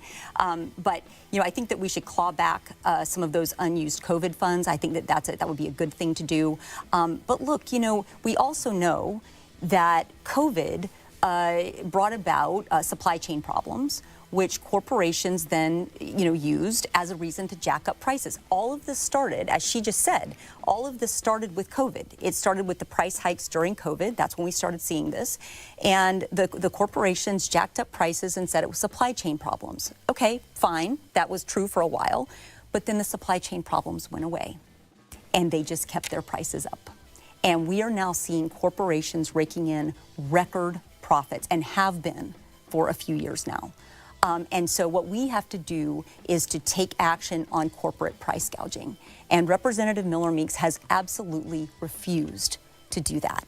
She has taken over $150,000 from the big oil companies, and then she voted against holding big oil accountable. You can't play Concord anymore, can you? During record. They already ended that shit. She's taken over $250,000 from the big drug companies. and then voted against letting Medicare negotiate for lower drug prices. Those drug prices are really high. She took money from a group of insulin manufacturers on the very same day that she voted against capping the price of insulin for our seniors at $35 a month. So we have to take action on corporate price gouging. Those profits are record-breaking right now, and people are paying the price literally for that. And we need to have someone who is going to take action on that rather than favoring her corporate donors. Okay, before we move on, do you want to respond to that? I would say, number one, I voted to cap insulin. That's H.R. 6833. I voted for a bill that did not at pass. $35. Yeah. I voted to cap insulin at $35. Number one. Number two, inflation, as you indicated, was caused by too much money chasing too few dollars. The rapid amount of infusion after there was already money put in for COVID in 2020, that led to inflation going up to 9%, followed by several other additional spending bills, and which has created a crisis for our American families. People are suffering. People can't afford rent with high interest rates caused by inflation. They can't afford food. They can't afford prescription drug prices, which is why I worked hard on PBM reform and other types of reform to bring them down. It was a messaging bill on price gouging for the oil companies, which you know about, because what did President Trump do? President Trump released oil from the Strategic Petroleum Reserve after he had tamped down on domestic American energy production. Why did he release oil from the SPR? He released oil from the SPR to flood supply, to increase supply so prices would come down. And you're making my point on that was why Biden. It worked. Trump and why they should reelect me. And that is, if companies were afraid to price gouge under and we made money on the deal, maybe he should be back in the White House. Companies only price gouge under President Biden. I think that's a specious argument. Let's move on to talk Trump did proud of herself. Representative Miller Meeks support a lot of the COVID relief funds that we were talking about, the spending? I wasn't in Congress during 2020. Well, I was in the there State were some Senate during COVID relief 2020. funds. You were in 2021. Let's talk about tariffs. Marionette Miller Meeks, during the Trump era, China retaliated. He was elected in 2020. And the Trump administration paid went in farmers 2021 billions because of that retaliation. If Donald Trump is reelected as president and imposes more tariffs, would you support compensation for American industries that are harmed? I think what's most importantly is to have the conversation whether or not tariffs work. And I've seen, viewpoints on both sides of that issue. I have concern over tariffs and concern over getting into trade wars. I think free trade is very important, but it has to be trade that is fair for American producers as well as American farmers. And I can tell you, when I visited with American farmers, and I'm a friend of the Farm Bureau has endorsed me, they're very concerned about trade practices. They're also concerned about the lack of trade initiatives under this administration. So trade practices where the Chinese Communist Party keeps carcasses, whether it's hogs or whether it's carcasses, keeps carcasses in a ship in port until they become rancid and then say we're not accepting them. Those types of trade practices are harmful to our farmers as well too. So I do think it's something that I would have to see what it is, what we're proposing, and then having that conversation with economists, with people within the administration to do what's in the best. Yeah, what port in Iowa? Iowa agriculture, but in general for corporations in the United States. Christina Bohannon, President Biden kept in place Trump tariffs. Was that the wrong or right move? Famous port state of Iowa. I think that we have to look at tariffs very carefully. I think that there are some that make sense, others that probably don't, especially for Iowa farmers. We have to make sure that there are markets out there for Iowa farmers' goods in places like China. That's a delicate relationship because obviously China's a real competitor in a lot of ways, so we have to have that relationship. But I do think that we have to look very carefully at tariffs because we know that a lot of times it's consumers who end up footing the bill for those. So I'd want to be very careful and choose carefully. We're going to move to foreign policy now. The war in Gaza is just over a year old. There are more than 40,000 Palestinians who have been killed in the conflict. I'm curious, starting with Marionette Miller Meeks, are there ever conditions when the United States should put, or ever situations where the United States should put conditions on any aid to Israel when thinking about civilian casualties? Well, first, it certainly is a tragedy. No one wants to see innocent women and children harmed. But Hamas did attack in an unprecedented, unprovoked way Israel on October 7th. We also know that Hamas, as a terrorist organization, utilizes humans as shields, Palestinians, innocent women and children as human shields, that they use humanitarian aid to build tunnels underneath hospitals and underneath schools, as well as to deter humanitarian aid to purchasing of weapons. Israel has not been in Gaza since 2005. They pulled out. Two-state solutions have been proposed. The last one was declined by Yasser Arafat. And so this remains to be a problem and an issue. But we also know that Hamas and Hezbollah and the Houthis are proxies for Iran. Israel has the right to defend itself. They have a right to have a state and defend its citizens against the myriad of rocket attacks from both Hamas, from Hezbollah, and the attacks of the Houthis within the Red Sea and in the Gulf of Aden. So you don't support any conditions on aid to Israel? I'd say at this point in time, Israel has to have the right to be able to defend itself, and to have statehood, excuse me. Christina Bohannon, what about you? Yeah. The situation in Israel and Gaza is just devastating. I mean, you know, obviously two things are true there at the same time. You know, first is that as the only real democracy in the region, Israel is going to be a strong, you know, ally and friend of the United States. I don't see that changing. And the attack on October 7th was horrific. I mean, the killings, the taking of the hostages, the sexualized violence against women in Israel literally made me sick when I read about it. And so, you know, Israel has a right to defend itself. At the same time, the second thing is true, which is that the suffering in Gaza is also heartbreaking. I mean, 40,000 people dead, mostly women and children. That is really sad. And Israel does have a responsibility under international law to, you know, avoid as much harm to civilians as possible and to allow in humanitarian aid and aid workers. So, but at the same time, you know, it's true that Hamas is actually contributing to that suffering by using people, you know, civilians as shields. And Hamas could end this war by releasing the hostages. So well, I think it's interesting that, you know, you have not said anything about the release of the hostages, including the American hostages, since November of 2023. And just in a Cedar Rapids Gazette article, when you were asked about You just said it. You said you couldn't answer because there wasn't consensus.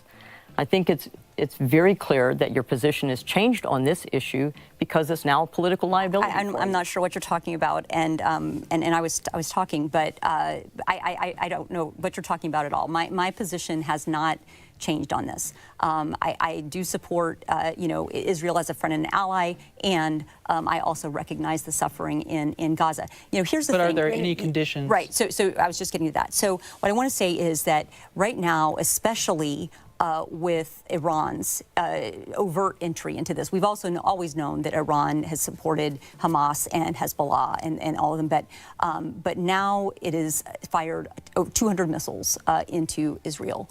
And this is a very dangerous situation. Iran is a real threat here. And so, you know, we have to make sure that Israel can defend itself. And that means providing, you know, defensive weaponry to make sure that they can defend themselves. And we also have to make absolutely sure that Iran never, ever can develop nuclear weapons. So the last thing I want to say about this is one glimmer of hope to me is that Israel did just score a major victory with the killing of Yahya Sinwar, who was the head of Hamas and masterminded the October 7th attack. So I am trying to be optimistic that this will be a milestone that will bring both parties back to the table to negotiate in good faith for release of those hostages, including the Americans, and to bring an end to the violence. Okay, let's segue to Ukraine. Marionette Miller-Meeks, both Donald Trump and J.D. Vance have put into question whether the U.S. would continue to financially support Ukraine. That is something that Senator Joni Ernst has told me, that she is optimistic that if there are enough Republicans in Congress and those two win, that those voices will win out and aid will continue. But maybe big picture, kind of similar to Stephen's question about Israel, are there conditions that Ukraine would have to meet in your mind for the U.S. to continue that aid? Well, certainly we have a Bucharest Agreement from 1994. Bucharest. That, if they gave up nuclear weapons, which at the time they were the third largest holder of nuclear weapons, that we would help to support their independence and their sovereignty. So we do have this agreement. We also know from intelligence that there is a true concern that Russia would go beyond Ukraine in this conflict. I think the Biden administration was slow to respond, slow to put on sanctions. You know, it was inept to say that a little incursion into Ukraine is okay, because I think that weakness in the American presidency and the administration breeds aggression abroad. Having said that, members of Congress, and especially military members of Congress, have asked that there be metrics, that we have some understanding of what it is that we're trying to achieve, what outcome measures, but we also have hamstrung Ukraine in their actions by not allowing them to fire directly across the border where Russian troops are massed. That is now changing. But yes, we do want to know that we're not going to be involved in endless wars. I think that both parties are concerned about that. But we're also very concerned about what happens if Russia prevails in this conflict. Okay. Christina Bohannon, former President Trump has said essentially that this could be Europe's responsibility to whether to help Ukraine on this, I believe. Is that the right approach? Or do you want to see U.S. aid continue? I mean, I think that we do have to aid Ukraine. You know, I supported the aid that Representative Miller Meeks voted for as well. Look, Putin is a bad guy, and he's going to keep being a bad guy, and he won't stop at Ukraine. You know, I think it is in our national security interest to support democracy around the world and to stand up to people like Vladimir Putin. So I do support aid to Ukraine. You know, it is not a blank check. It should never be a blank check. You know, the United States should not be in the business of just giving blank checks to other countries for whatever. You know, it does have to be thoughtful, and it has to be in America's interest. And I think that this is going to be a case-by-case basis we're going to continue to look at as time goes on. I think the aid in the past was appropriate. But, you know, obviously every day something's changing, and so we'll have to see what happens going forward.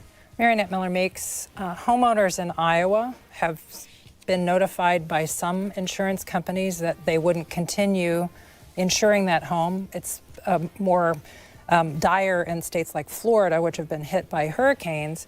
After 9/11, Congress passed a law helping private insurance companies deal with all the losses that were caused by man-made disasters, terrorism. Is it time for Congress to step in and help insurance companies after Mother Nature has committed these disasters? Yeah, I think that's a great question. It's one of the things that when we travel the district, we certainly hear about, and I've heard about in Washington, D.C., when people have visited us in D.C. And although we're not Florida, and we don't, we haven't been hit by 2 hurricanes in a very short period of time, we have had tornadoes, we've had derechos, we have our annual floods when there's the spring snow melt. So it's increasingly become a problem within Iowa because of those natural disasters that insurance costs are going up. And that cost, of course, is passed on to both, individuals, residences, colleges, for instance, and they have unexpected increases in the amount of insurance that they have to pay to cover. And so this has rapidly become a problem. Also, insurance agents have moved out, or companies have moved out of Iowa, and then that consolidates and there's less competition in prices that may also increase prices. There is, talk if there should be more federal government involvement in the insurance marketplace and how to do that in the best way that doesn't create undue pressure and doesn't create more increase in cost. But so, yes, we are looking at how best to do this where you still have a competitive marketplace. Christina Bohannon, briefly. Yeah, I think I have been hearing about this a lot. Insurance companies here in Iowa, real estate agents are saying that they're struggling because of the price of insurance and things like that. I mean, this is having a huge effect on our economy. What's interesting to me is that so much of what we're talking about now is what should the government do to respond to all of these natural disasters? What should we do to respond now to the insurance consequences? There are all of these consequences that are coming from inaction on climate. And Representative Miller Meeks, for a long time now, has been very slow to want to take action on climate. She says, oh well, the economy, and everything. We're seeing now the economic effects of climate. We are not going to have an economy if we have to spend half of our GDP cleaning up from natural disasters that we could have prevented in the first place. So, I think that it's really important that we take action on this. I think the best way to do that is not through any unfunded mandates or anything, but having our farmers be part of the solution to sequestering carbon.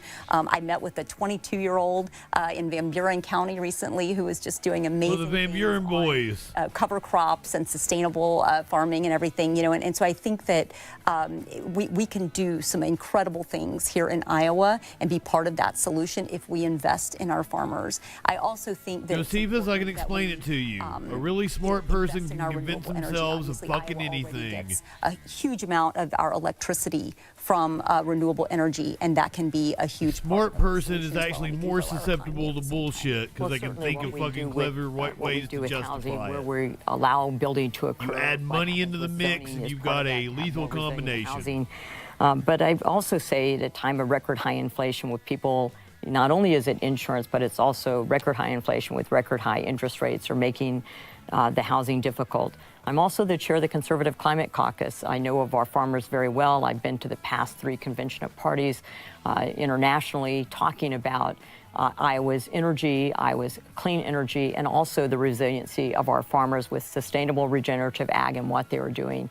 And it's another reason why I'm been endorsed by the Farm Bureau and Friends of the Farm Bureau, because we talk about ways that we can both increase economic output, have economic growth, international economic growth, be competitive internationally, and have affordable, reliable, secure, abundant energy and energy that's cleaner.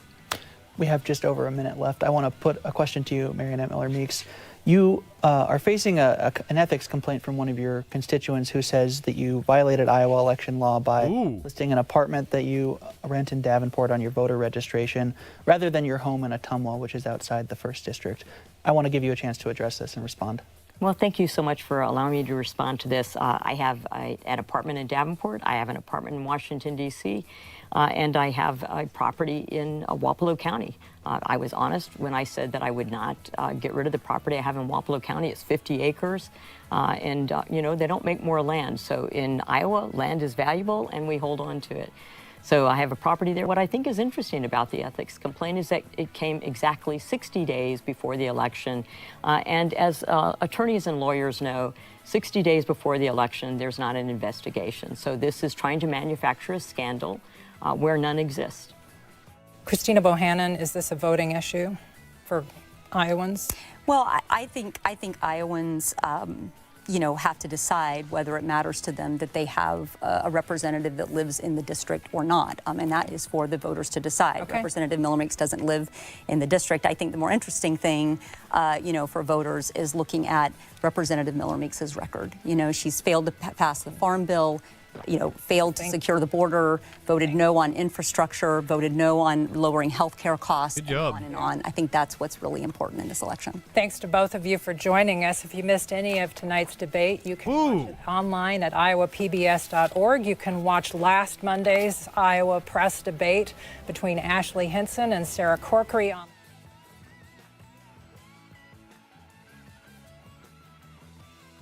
Those were 2 drastically different debates we watched. The Vermont debate was a hell of a lot more fun for me because I really liked the Democratic candidate. And if that is Bernie's successor, we are very well, we are very fortunate.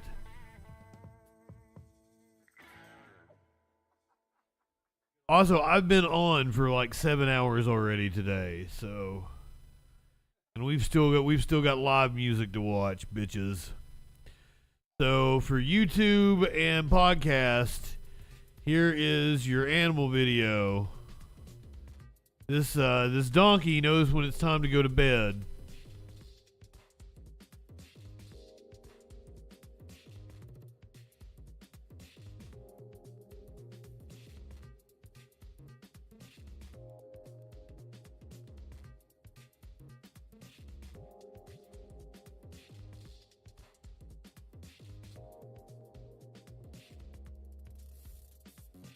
Is the donkey cuddly?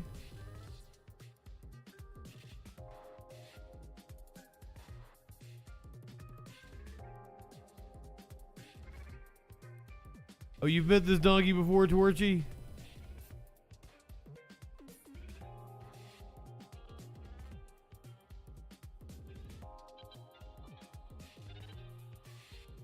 I miss my kitties. Ironic, good evening.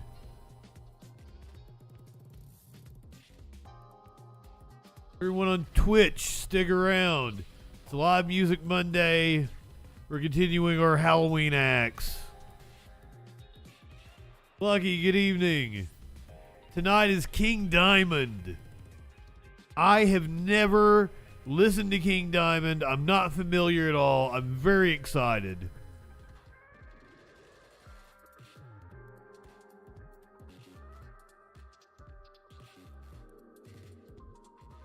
I want a donkey to cuddle with. I want my kitties to cuddle with. It's weird walking to the bathroom and not saying hi to Maynard, because he's usually like right fucking there, and then he'll come with me into the bathroom. I have no idea. I don't know any King Diamond songs.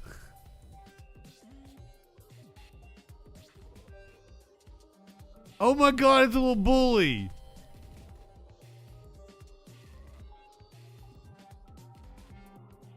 I can't say much. Maynard is a bully too.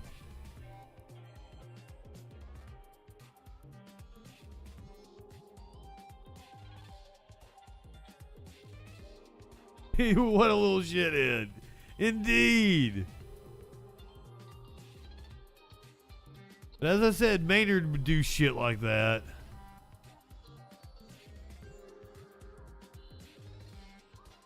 Bearded dragons, oh my god. I don't know what I would think about them. I don't know. I guess I could cuddle a bearded dragon. I like furry things though.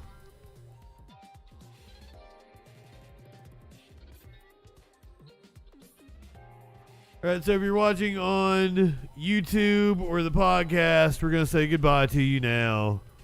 Go ahead, light one up, tip one back. It's alright to have a little fun when we're in the sack. I'm JustinFREAKIN. We'll see you tomorrow night. Keep an eye on the time. We'll be on 6, 7, something like that. I feel like there's another one, another debate that's going to be on at like 7 tomorrow. Yeah, tomorrow we have New York's 22nd District, Pennsylvania's 8th District, South Carolina's 4th District. And that one starts at 7. So, yeah. We got congressional debates tomorrow night. So, keep an eye on the time. I'll have it up sometime midday for you YouTube podcast peeps. We'll see you tomorrow night.